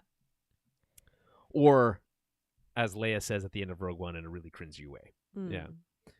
What is it? Hope. Okay. With your weird CG face. Yeah. Anyway, they agree on a plan. Take one of Droid's blaster rifles while Farah causes a distraction. But before they're able to finish talking it through, Jod fires off a warning shot from his blaster, which was a little bit of a jump scare. I wasn't expecting that. Yeah. And I do love it. The you two. Stop scheming. Yeah, because he just knows. He knows Yeah, Fern. He's like, exactly. enough. Like, you and your mom are probably the same. Yeah. But yeah, Fern's mom is like the opposite. Like, she's not much of a schemer. She's timid. But she's willing to go along with the plans. Yeah, it's very cute how she's like, Yeah. okay, like, what do we do? Like, what's the plan? Like, just immediately like turns Right. to Fern for like advice and like what? Okay, you're the I'm schemer. not listening to my fucking 12-year-old. Come on. Yeah, I know, right? Yeah. It's like, what do we do? I mean, right? that being said, she's offering a different perspective, which Yes, is more than yes. anyone could say about her stupid ideas. Yeah. She's just very much like, we can't, if we destroy the barrier, our life as we know it will be over, and that's all I Yeah. know, so we can't do that. I don't care how many men, women, and children we have to kill Yeah. to maintain Right. the barrier. I don't know how many pirates we have to let loot our entire Right, world. exactly. I'll work for pirates for the rest of my life if it means that I can live on this planet that I can't leave. Yeah. Yeah, it's wild. Anyway, he has a message for the whole city. Quote, "Citizens of Adhattan, I have taken control." They don't know who I is in this scenario. No. I thought that was weird. He didn't introduce himself, but Yeah. it's bad. It's poor rapport building is what that is. If you follow my orders, my men will show you mercy. Mm-hmm. If you defy me, punishment will be severe. Yeah. You all now work for me. Mm-hmm. Do you feel like this is like an effective message of Yeah. A scary message, an Yes. effectively scary message? Absolutely. He really emphasizes the severe part of the punishment. Yeah, side of and the things, fact that all these people they're have being- never yeah. experienced anything like this. Pirates just showed up, started bombarding I can their say that I've town. never experienced anything like Yeah, that. it's terrifying. Yeah, I You'd don't- be yeah. so scared. You just Yeah. saw these guys come in, start blowing shit up, shooting at kids on bikes. Like they're like, okay, yeah, no, I'm good. Let's just listen. Yeah. But it's that terrorizing to control, right? Yes. It's the awful. classic empire tactic of Yeah. control through fear. Yeah. So back with Wim and Wendell, they're once again being chased by pirates aboard their speeder bike. Mm-hmm. I like that they go over the water here. I think this Yeah. looks pretty cool Mhm. in general. And then there is a very large explosion as they approach the supervisor's tower. This causes Jod to contact Vane, telling him not to shoot at the tower. This is a classic pirate stuff. To like you calling someone you idiot, like in like, Yeah. hey, you're shooting at me, you fool. Yeah. Right? Yeah. Anyway. I'm on this ship. Yeah. Yeah, exactly. Vane is convinced that they took out the bike, though, which is funny because as he says that, at that exact moment, Wim arrives on the elevator. Yeah. We don't have time to waste. Wim enters alone, saying that he called the X-Wings, telling Jod that it's all over. Jod doesn't believe him, though, of course, because the barrier. Yeah. He's a believer in the barrier. And he's a barrier believer.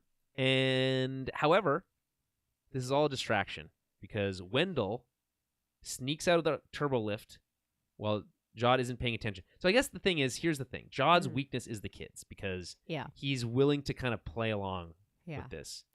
And I guess he's over his, like, emotional outburst. Right. He's a little bit more balanced. He's had some food. He's no longer hangry, whatever it is. And he's like balanced out his blood sugar, and he's less. Well, he's gotten what he's wanted, right? So, but he doesn't quite have it yet. I mean, he did load that stuff on the ship, so that probably made him feel pretty good. He's got stacks of cash on the ship. So, anyway, Wim's story here is that he had the. He just says he found the crystal of the founders. Yeah. And that he has the whole army of the Jedi on their way to stop him. Jod, with a bit of a truth bomb here for Wim, who kind of lets this one slide right off. He's not willing to like grapple with the fact that the Jedi are all dead. Right. But Jod is happy to convey that information. Mm-hmm. Fern, though, seeing that this is like catching on to the plan, is quick to join in on the elaborate tale, despite having, again, her whole, this is kind of like her thing, like, telling him to like be serious and not be a kid, and now she gets to like tell the little kid story, and it's like a fun little thing for them to do together. Yeah. And saying how Wim was secretly working with the Jedi because technically that's what they wanted you to think. A little conspiracy theory double.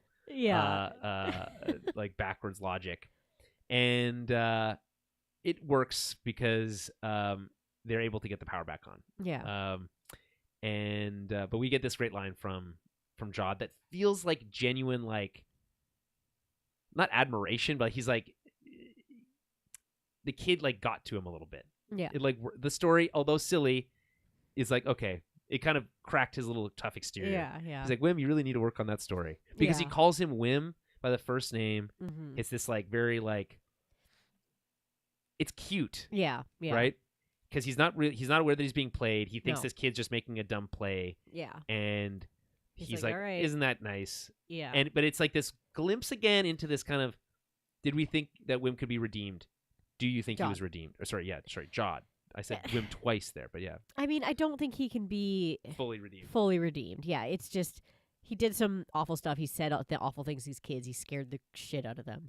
Like it's, there's a lot of things that he's done that are not great. But I mean, like I said, he does have this soft spot for them, and he doesn't want to hurt them. Like he goes along with their stupid little plots, and he's just like, like these kids can't possibly. I'm going along with it because at the end of the day, they're still kids, and they couldn't possibly ruin this. He's like, there's nothing you can do at this point. He's just like, all right, like, but again, he just, I'm sure he's thinking like, you're just gonna stay here, and eventually you're gonna make me money too.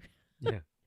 I'm gonna be your boss. Right. You'll get old enough, and you'll start working in the mines or whatever it is. We'll be buddies. It's fine. Yeah. Anyway, the distraction works long enough to get the power back on. Wendell runs for cover while Fern goes for a blaster from one of the droids. Mm-hmm. We get a brief glimpse of KB taking off here, but everyone in the tower is kind of like recaptured by Jod. Yeah. So cut to KB, who is working with a headless SM-33. We're worried about him. Yeah. But he's okay. He's right. Thank the I maker. know.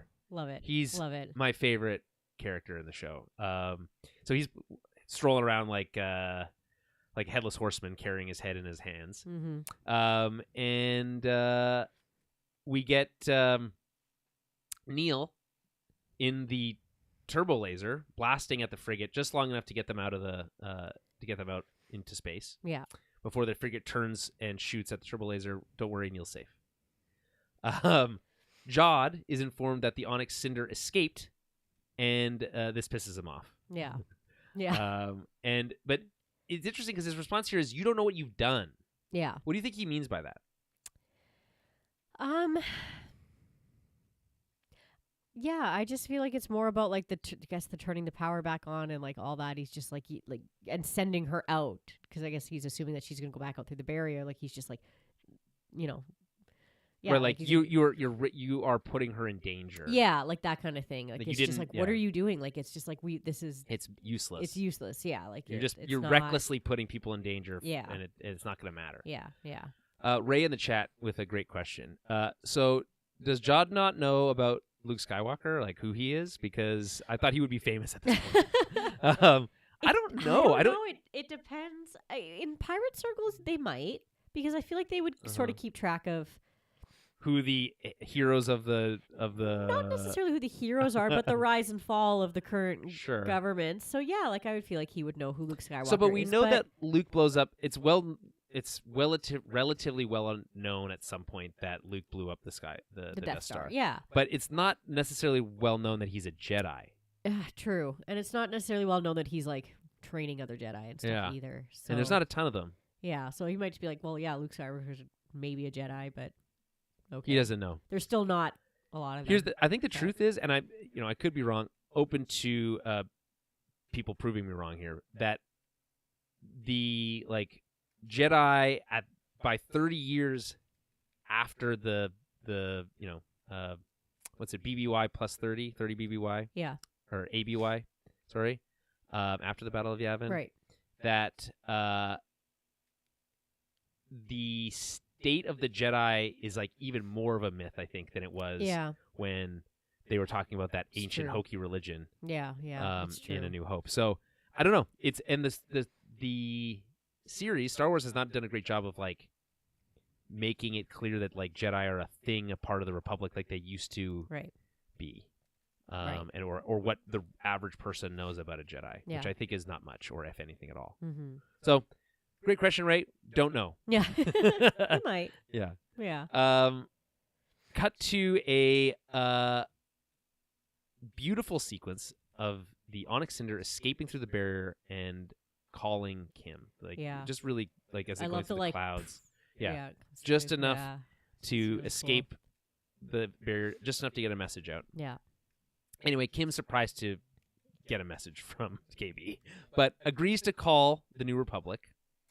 As she calls it, the best pirate hunters in the galaxy. Is Winston talking to us? It's okay, buddy. You're a good boy. Don't worry. It's really funny. He's just laying there. Cut to a beautiful sequence, as I said that already. She's surprised, but agrees to send in the New Republic. Mm-hmm. As she said again, the best pirate hunters. Winston. I'm recording. We're recording here right now. We can't. What could you possibly need? Attention.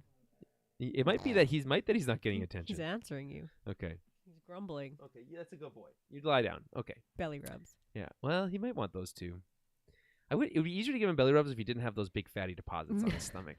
Poor guy. Oh, God. Okay. So the ship gets hit. The Onyx Cinder gets hit by one of the pirates. But they were able to get the message out.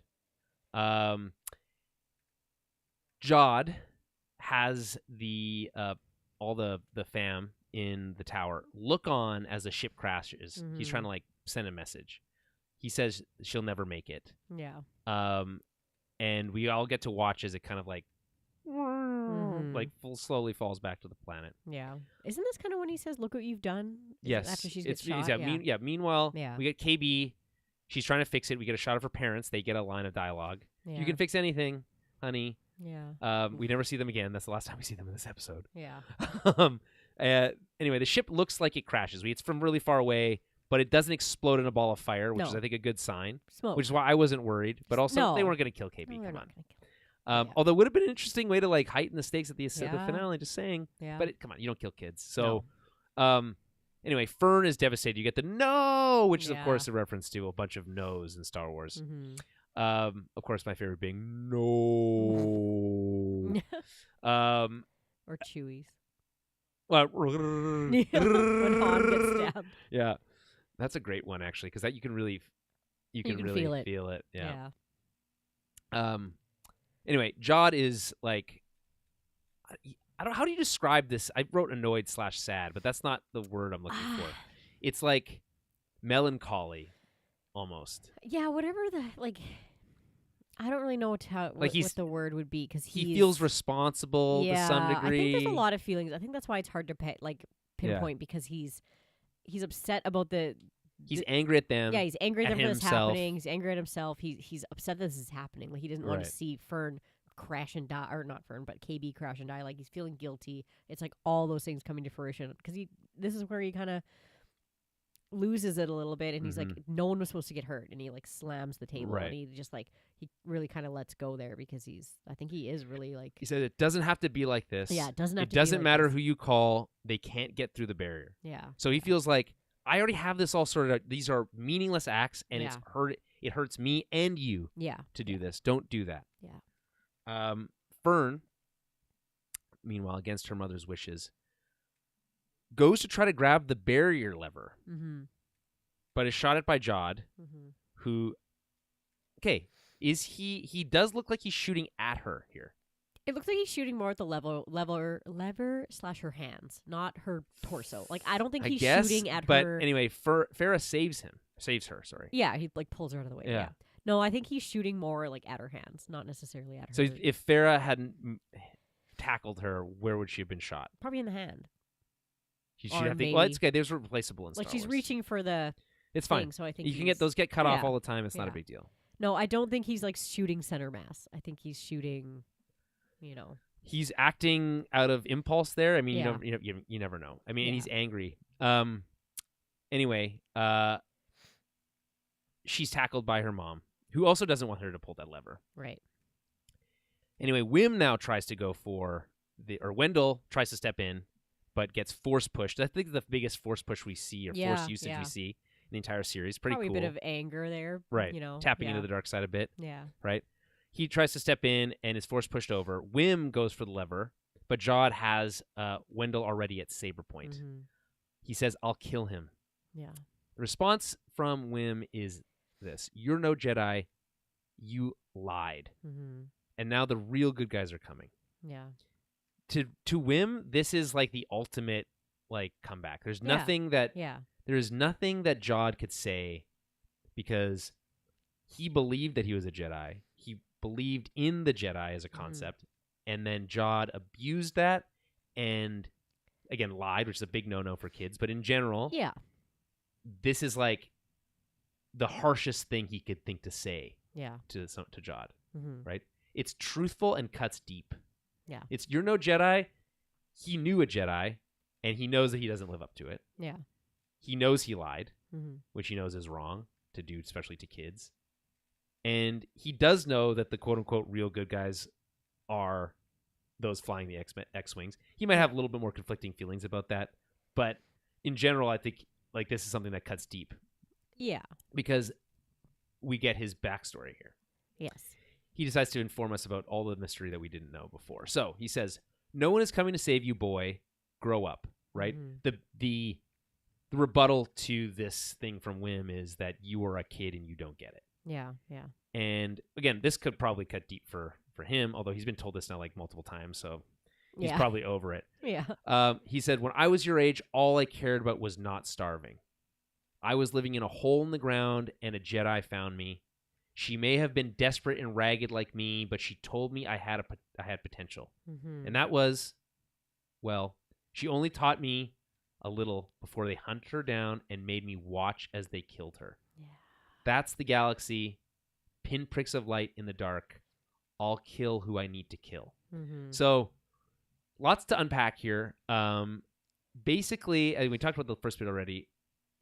There's this sense of like maybe jealousy, which is that like he got to live in this like lap of luxury his whole life, and he was starving. Like you have no idea what literally people go through. Literally didn't have any idea what the hell was going on in the galaxy. Yeah, could not have been more oblivious. Yeah, right. It's like your lunch money is life-changing money to some other people. Yeah, right. Yeah, not life-changing. Maybe, but you know. I mean, for someone who is homeless, maybe. Yeah, yeah. Living in a hole in the ground, and a Jedi found me. So again, so presumably post Jedi Order 66. Yeah. He's a force potential kid. Maybe he wasn't already on a list. Yeah. We don't know who this is, by the way. There's not enough hints here. We only know that it was a she, really. And we can context clues pin it to post Order 66. She was being hunted down probably by the Inquisitorius. Yeah. And it's interesting that they made him watch as they killed her, because if he was force sensitive, they would be obliged to also kill him. They might not have known. That's true. She might have been like, "Don't reveal yourself" or whatever. Yeah, yeah. And then he's like, "I'm gonna watch your mom die." Yeah. Yeah. Or sorry, turn on my helicopter blade and then and fly away. And then fly away. Yeah. I'm glad that they haven't really reapproached that concept. It's for the best, I think. Yeah.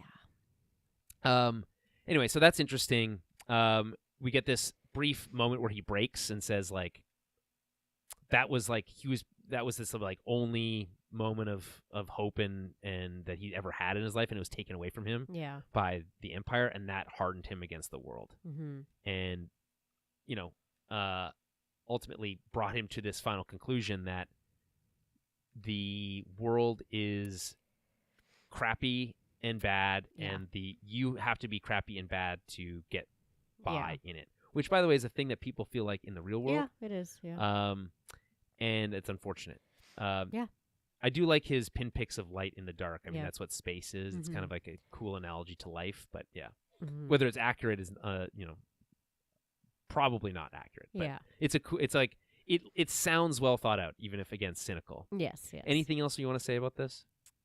No, it is cool to get his backstory, and that it's not just another Jedi who survived Order 66, which is it's getting a little tired. So I mean, by transient property, it is another Jedi that survived but Order 66. Not really. He's like very minorly trained. No, but the Jedi that saves him is a Jedi that survived Order 66. But not very long. Like a lot of them survive, but for not very long. That's true. Like them being hunted down is not the same as surviving to me. But. So he probably never had his own lightsaber. No. He probably did not get to keep his former master's lightsaber. Most likely because it was probably taken by the Inquisitor. Yeah. He most likely doesn't have like a ton of training with lightsabers. No. So. I mean, he looks sloppy here and when we see him using it. So Wim runs to his dad, giving up on the mission here. Jod says he doesn't want to hurt anyone. Again, this is like the 5th time he said that. Yeah. Which I think really at that point you kind of have to take him at face value at that point if he says it that many times. Yeah. He wants everything to be the same except they all work for him, which is like a non-realistic he's like, let's just go back. Let's just go back to normal. And it's kind of like that thing where once you cross the Rubicon, you cannot come back. Or like there's like with like couples and stuff. It's like, well, why can't we just go back to the way we were and like yada yada if you're like getting into like, vicious fights and stuff. It's like no, like it's like once once those lines are crossed, it's like you can't just like go back to being friends. Yeah, you it's got to can't be a just, new. You got to find a new normal. Yeah, Jod, you can't just be friends with them. You threatened to kill their parents in front of them and Well, did tell all that this to shitty tell stuff. that to Wim when he's like Jod before they leave. Yeah, so, right. Yeah, whatever. so odd. Yeah. But yeah, he just has this like idea that everything can just go back to normal for you guys. So just listen to me and everything will be fine. Yeah, You which can is go again, back to your which is like you grow up, cushy you life. fucking idiot. That doesn't yeah, work it doesn't that way. work. No. Win then runs away back to his dad. Blah, blah, blah, blah. He starts going on this like weird tangent. Jod does about talking about the one thing that means something in this galaxy: cold hard credits. Cold hard credits. Yeah. But while that's happening and he's like doing his little monologue, Wendell, I guess, got fed up and he like winds up his arm like a cartoon character. Yeah, and then whops someone, bam, clocks right in the someone. kisser. Yeah. Yeah. Anyway, this is just Good dad punch. Yeah, it's a good punch. Not enough Yeah. to like knock him out, No. but just enough to be a distraction. Knock the lightsaber out of his hand. Wim goes for the lightsaber, while Wendell tries to grab the lever. Mm-hmm. Jod is basically like force pulling the lightsaber while at the same time trying to hold back Wendell from. Which shows that he can't, like, his grasp on the force isn't strong enough to like, because he. It's very hard to do for a lot of Jedi, to be honest. No, for sure, but I mean, like, he can't just pull that lightsaber out of a kid's hand, and he can't just like pull that guy's hand back. Like his force strength isn't. It's not like, that it's strong enough to. I mean, again, it's strong enough to kind of maneuver like things. it kind of like comes in waves, depending on like how angry it is. Yeah, it just feels like he doesn't have that full grasp on it. Like for most Jedi, it would be pretty easy to like pull that back into your hand from a kid and like shove that dad across the room. Right, cut him in half, and then this. Well, yeah, that too. But it's just he's just not. He's not that strong, which makes sense. So. Anyway, this goes on for a little while. Fern helps to prevent the lightsaber from getting away. They both grab onto it together. Yeah. Teamwork makes the dream work. And Fern pleads with her mom, with both her eyes, but like she does say, "Mom, please," to again do something. Yeah, like help. Right, and so. Unsurprisingly, maybe she helps Wendell pull the lever, ultimately destroying the barrier and her sense of normalcy. Yeah. And, opening up the planet to the wider world. I guess just mention it here. We kind of speculated, what do you do with these pirates? Because they now know where At-Aten is and they can't just leave. No. Well. Right? Turns out they didn't. I mean, they do leave. Those pirates aren't dead. Really, a lot of them are dead. But not all of them are dead. Not all of them, no. And the ship has crashed, but like there was escape boats and stuff. So yeah, I feel like they're stuck there though, because I feel like they're going to be like rounded up by the New Republic. Yeah, because I doubt those ships that they have can. Right, but what I'm saying is, I think that the secret of At-Aten is out. Yes, yeah. I mean, not definitely. widely. Like if the New Republic, out. You could probably like try to keep a lid on it. Yeah, but in general, it's kind of like. So we were kind of, I'm a little annoyed with myself for not coming to this conclusion that, of course, that At-Aten would just be opened up. That should have been obvious, but I know. Anyway, that's the case. It's now a part of the wider world. Mm-hmm. They went from being a part of the Old Republic, skipped the whole Empire stage, yeah, and then right back to the New Republic. Right back. Sorry to say, doesn't last long. No, unfortunately. Okay, so, do love the like shots of all the different locations and the green. Oh, it looked so cool. It looked like the Northern Lights. Yeah, almost, it was like really fading cool. And like it was beautiful. Yeah, so cool. Just like a cool idea for how that would look. Yeah, right. And we get this like the lights inside the tower go all bright, and we have Jod cast in white light. Mm-hmm. He's got you have Wim and Fern with the lightsaber. He's using it right this time. Yeah. And you have Wendell and Farah together. Jod still has his blaster, but he decides to drop it. Yeah. And you get this like little look on his face, like, huh, like almost pride. Yeah, like you. That like they did it. Yeah, you outdid me. Yeah. Right. And so he drops his blaster. It's unclear what the plan is, though, and in fact, it remains unclear for the rest of the series. Yeah. So. Yeah. Any thoughts on that? No, I mean it's almost. Yeah, he's kind of giving up control a little bit at this point. You know, he's like the cat's out of the bag. It's over. Yeah, he's just like, all right, like shit. I guess like yeah, he's not gonna be able to fight his way out of the planet now. No. So his best bet is to just fall back to what he's good at, which is talking his way out of things. Talking his way, or running and hiding, like something like that. Because at this point he just, again, he could kill all those people in that room, but I don't think he wants to. It's just not his vibe. Right.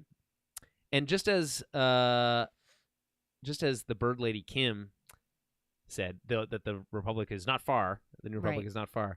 As soon as the barrier is down, X-wings and B-wings are here. Yeah. And there's nothing cooler than a squadron of awesome. X-wings and B-wings or A-wings if you had those in there. Would have loved an A-wing. Or any of the newer ships too would have been cool. Yeah. We get the classic lock S-foils in attack position. If that doesn't get your blood pumping, I don't know what does.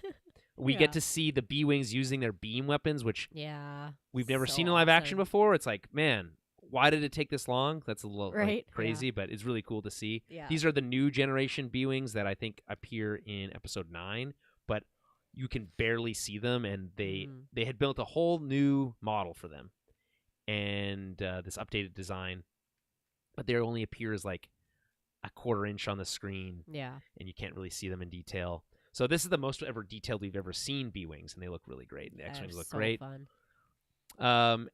Anyway, they take out the pirates pretty easily. Yeah. Back at the tower, they all leave, but Jod stays behind. We get Wim calling out to him. Why? Why does he do I don't that? know. It's just kind of that weird. And it's not like it's blowing up. It's not like he's like staying to his own death. No, it's just like that weird, almost like connection that they have. It's like they fight, and then it's I don't know. It's like a weird back and forth between those two characters, like specifically. I think sometimes. Yeah, they have a toxic relationship. Yeah, as we like to describe it. But and then it's just fun. Like Fern just like pulls Wim back. She's like, no, no, just, he sucks, bro. Yeah, like that guy sucks. That guy sucks, man. What are you talking about? Yeah, stop forgiving him. Yeah, yeah, yeah. Yeah. Yeah. It's a classic toxic relationship. Yeah, exactly. It is weird though.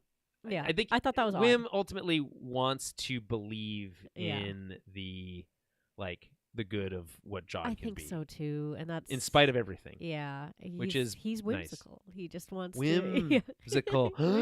Maybe that's what that is. Okay, yeah, okay.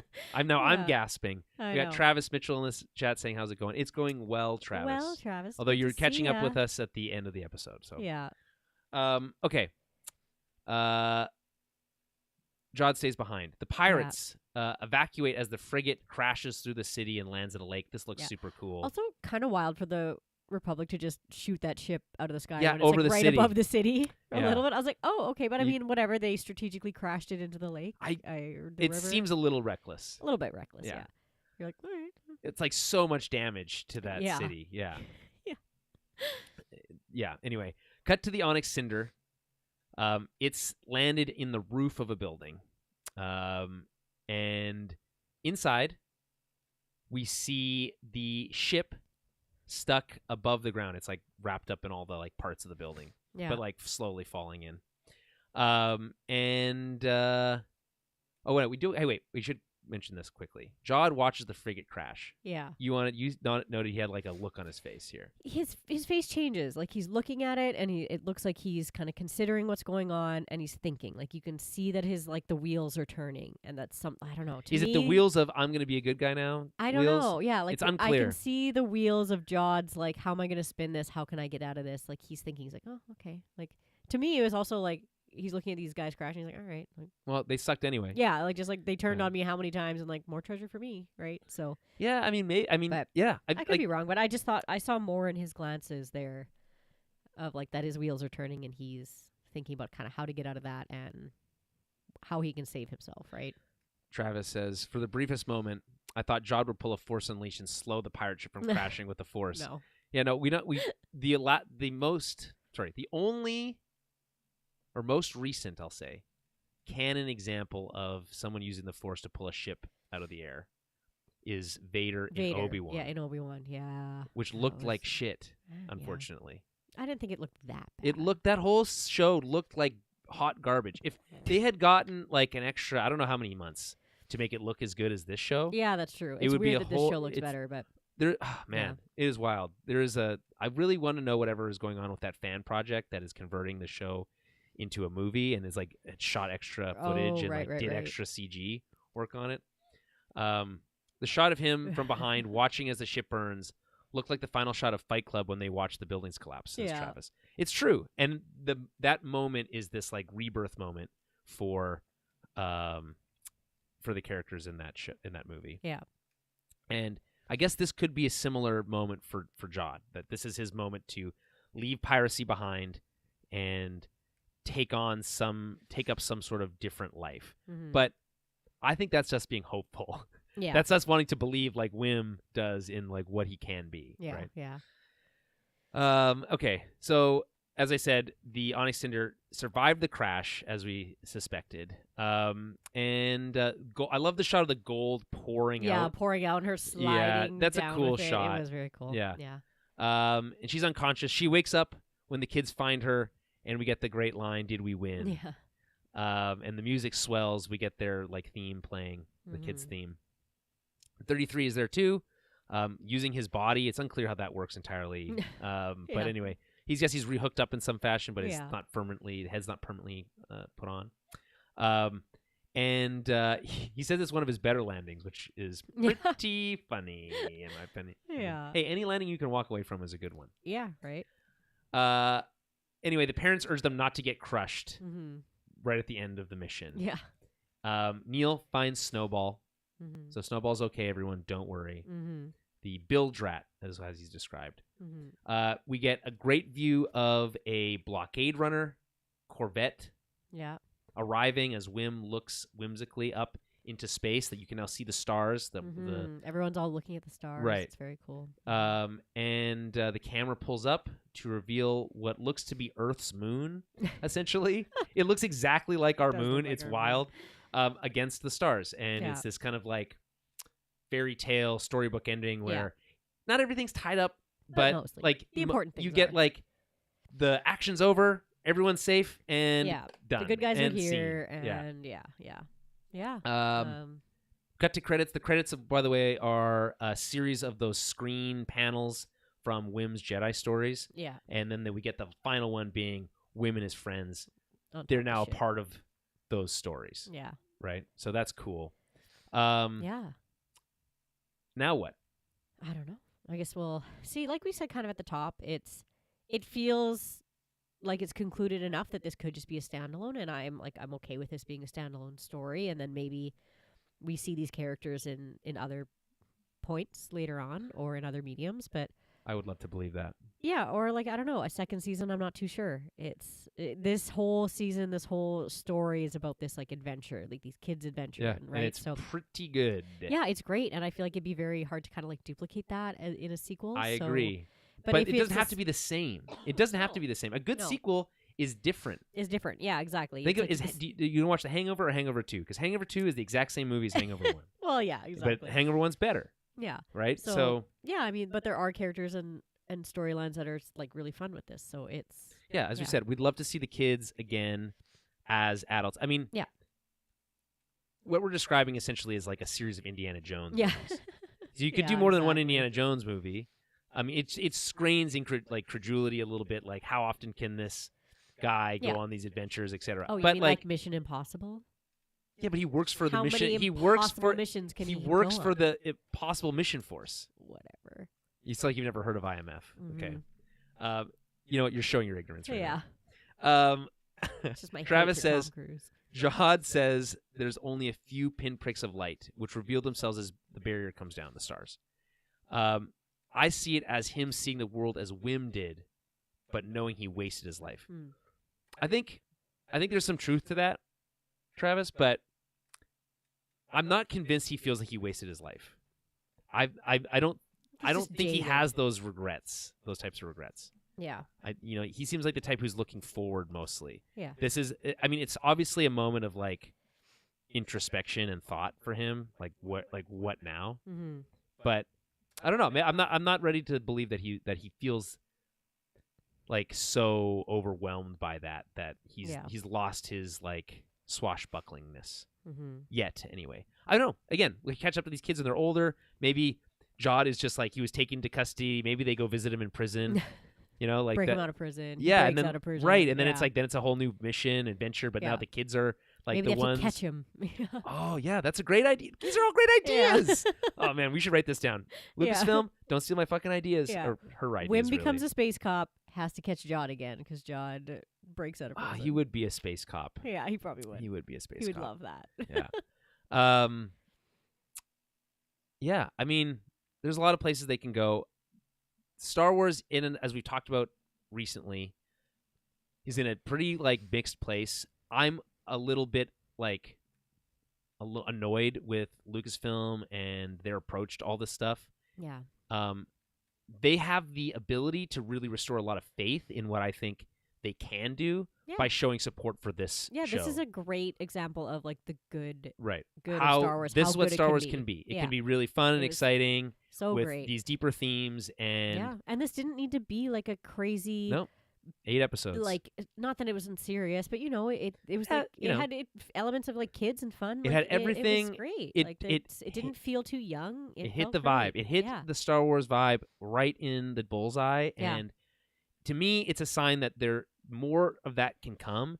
But I think if Star Wars decides like they did with the Acolyte to cancel them after one season, or even if we just don't really hear anything at all from them about the show, and it just quietly kind of disappears, and we're having to ask about Rian Johnson's trilogy again for the 5,000th time, it's going to be another blow to my respect. And I'm not ready to join the haters club. Yeah.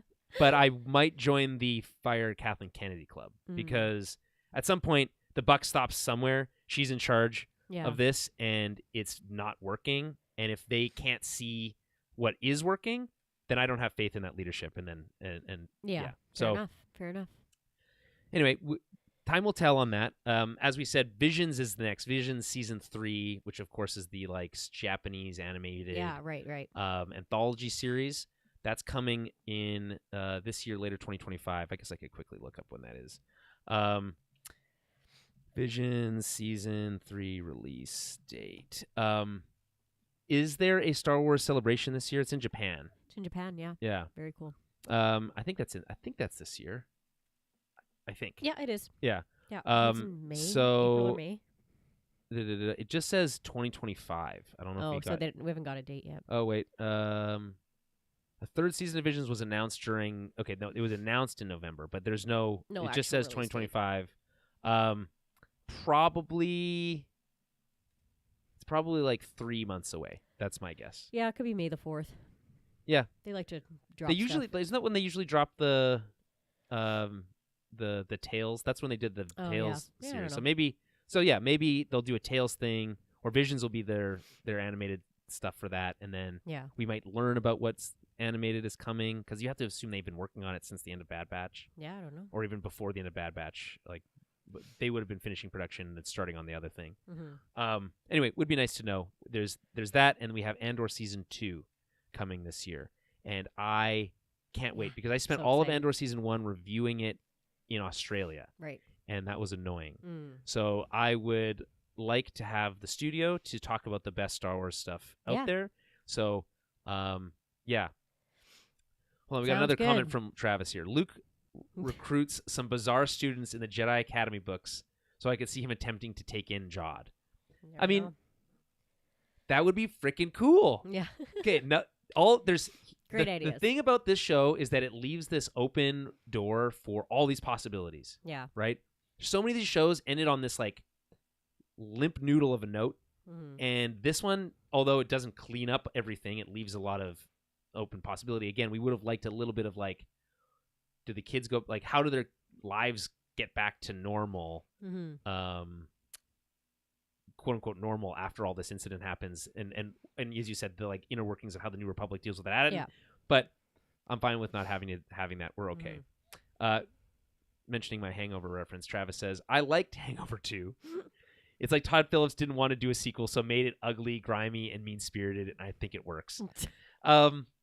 Yeah, I mean, that's probably true. That's certainly his MO with the Joker Folly of Duh, so it would make sense. But the thing is, Hangover 3, not bad. in a very different format, which is, I think, interesting. Anyway, that's not this show. All right, we are going to wrap it up there. Thank you to everyone who's enjoyed and been with us through this series. Again, we hope for more from this. And if you're hoping for more from Small Screen Star Wars, have no fear. We'll be back to talk about Andor Season 2, talk about Vision Season 3, and whatever else Star Wars has. There's probably a surprise in there for this year because two things isn't usually. There's usually three at least. So stay tuned for that. Subscribe to the feed. Subscribe to the Twitch and the YouTube. That'll give you the notifications when we go live. We do like to throw in a bonus episode here or there, so keep your eyes peeled for that. And if you're looking for something more, we have the main feed, the Tower Babble podcast, where we're going to be doing our best of 2024 right away, as well as a film club for the Patreon. If you want to help support the show, patreon.com/TowerBabblecast. $5 a month gets you access to our film club. We're doing a time travel movie this month with Christopher Reeve, and that's exclusive to patrons. So that's a lot to say that it has been really fun. We're dialing in the streams. Yeah. We are, and it's ready to disappoint Travis, no weekly Hangover podcasts. No. We'd have to do it like scene by scene. Maybe they'll do it on Movie Club. I don't know. I will say this. The last thing I'll say on The Hangover.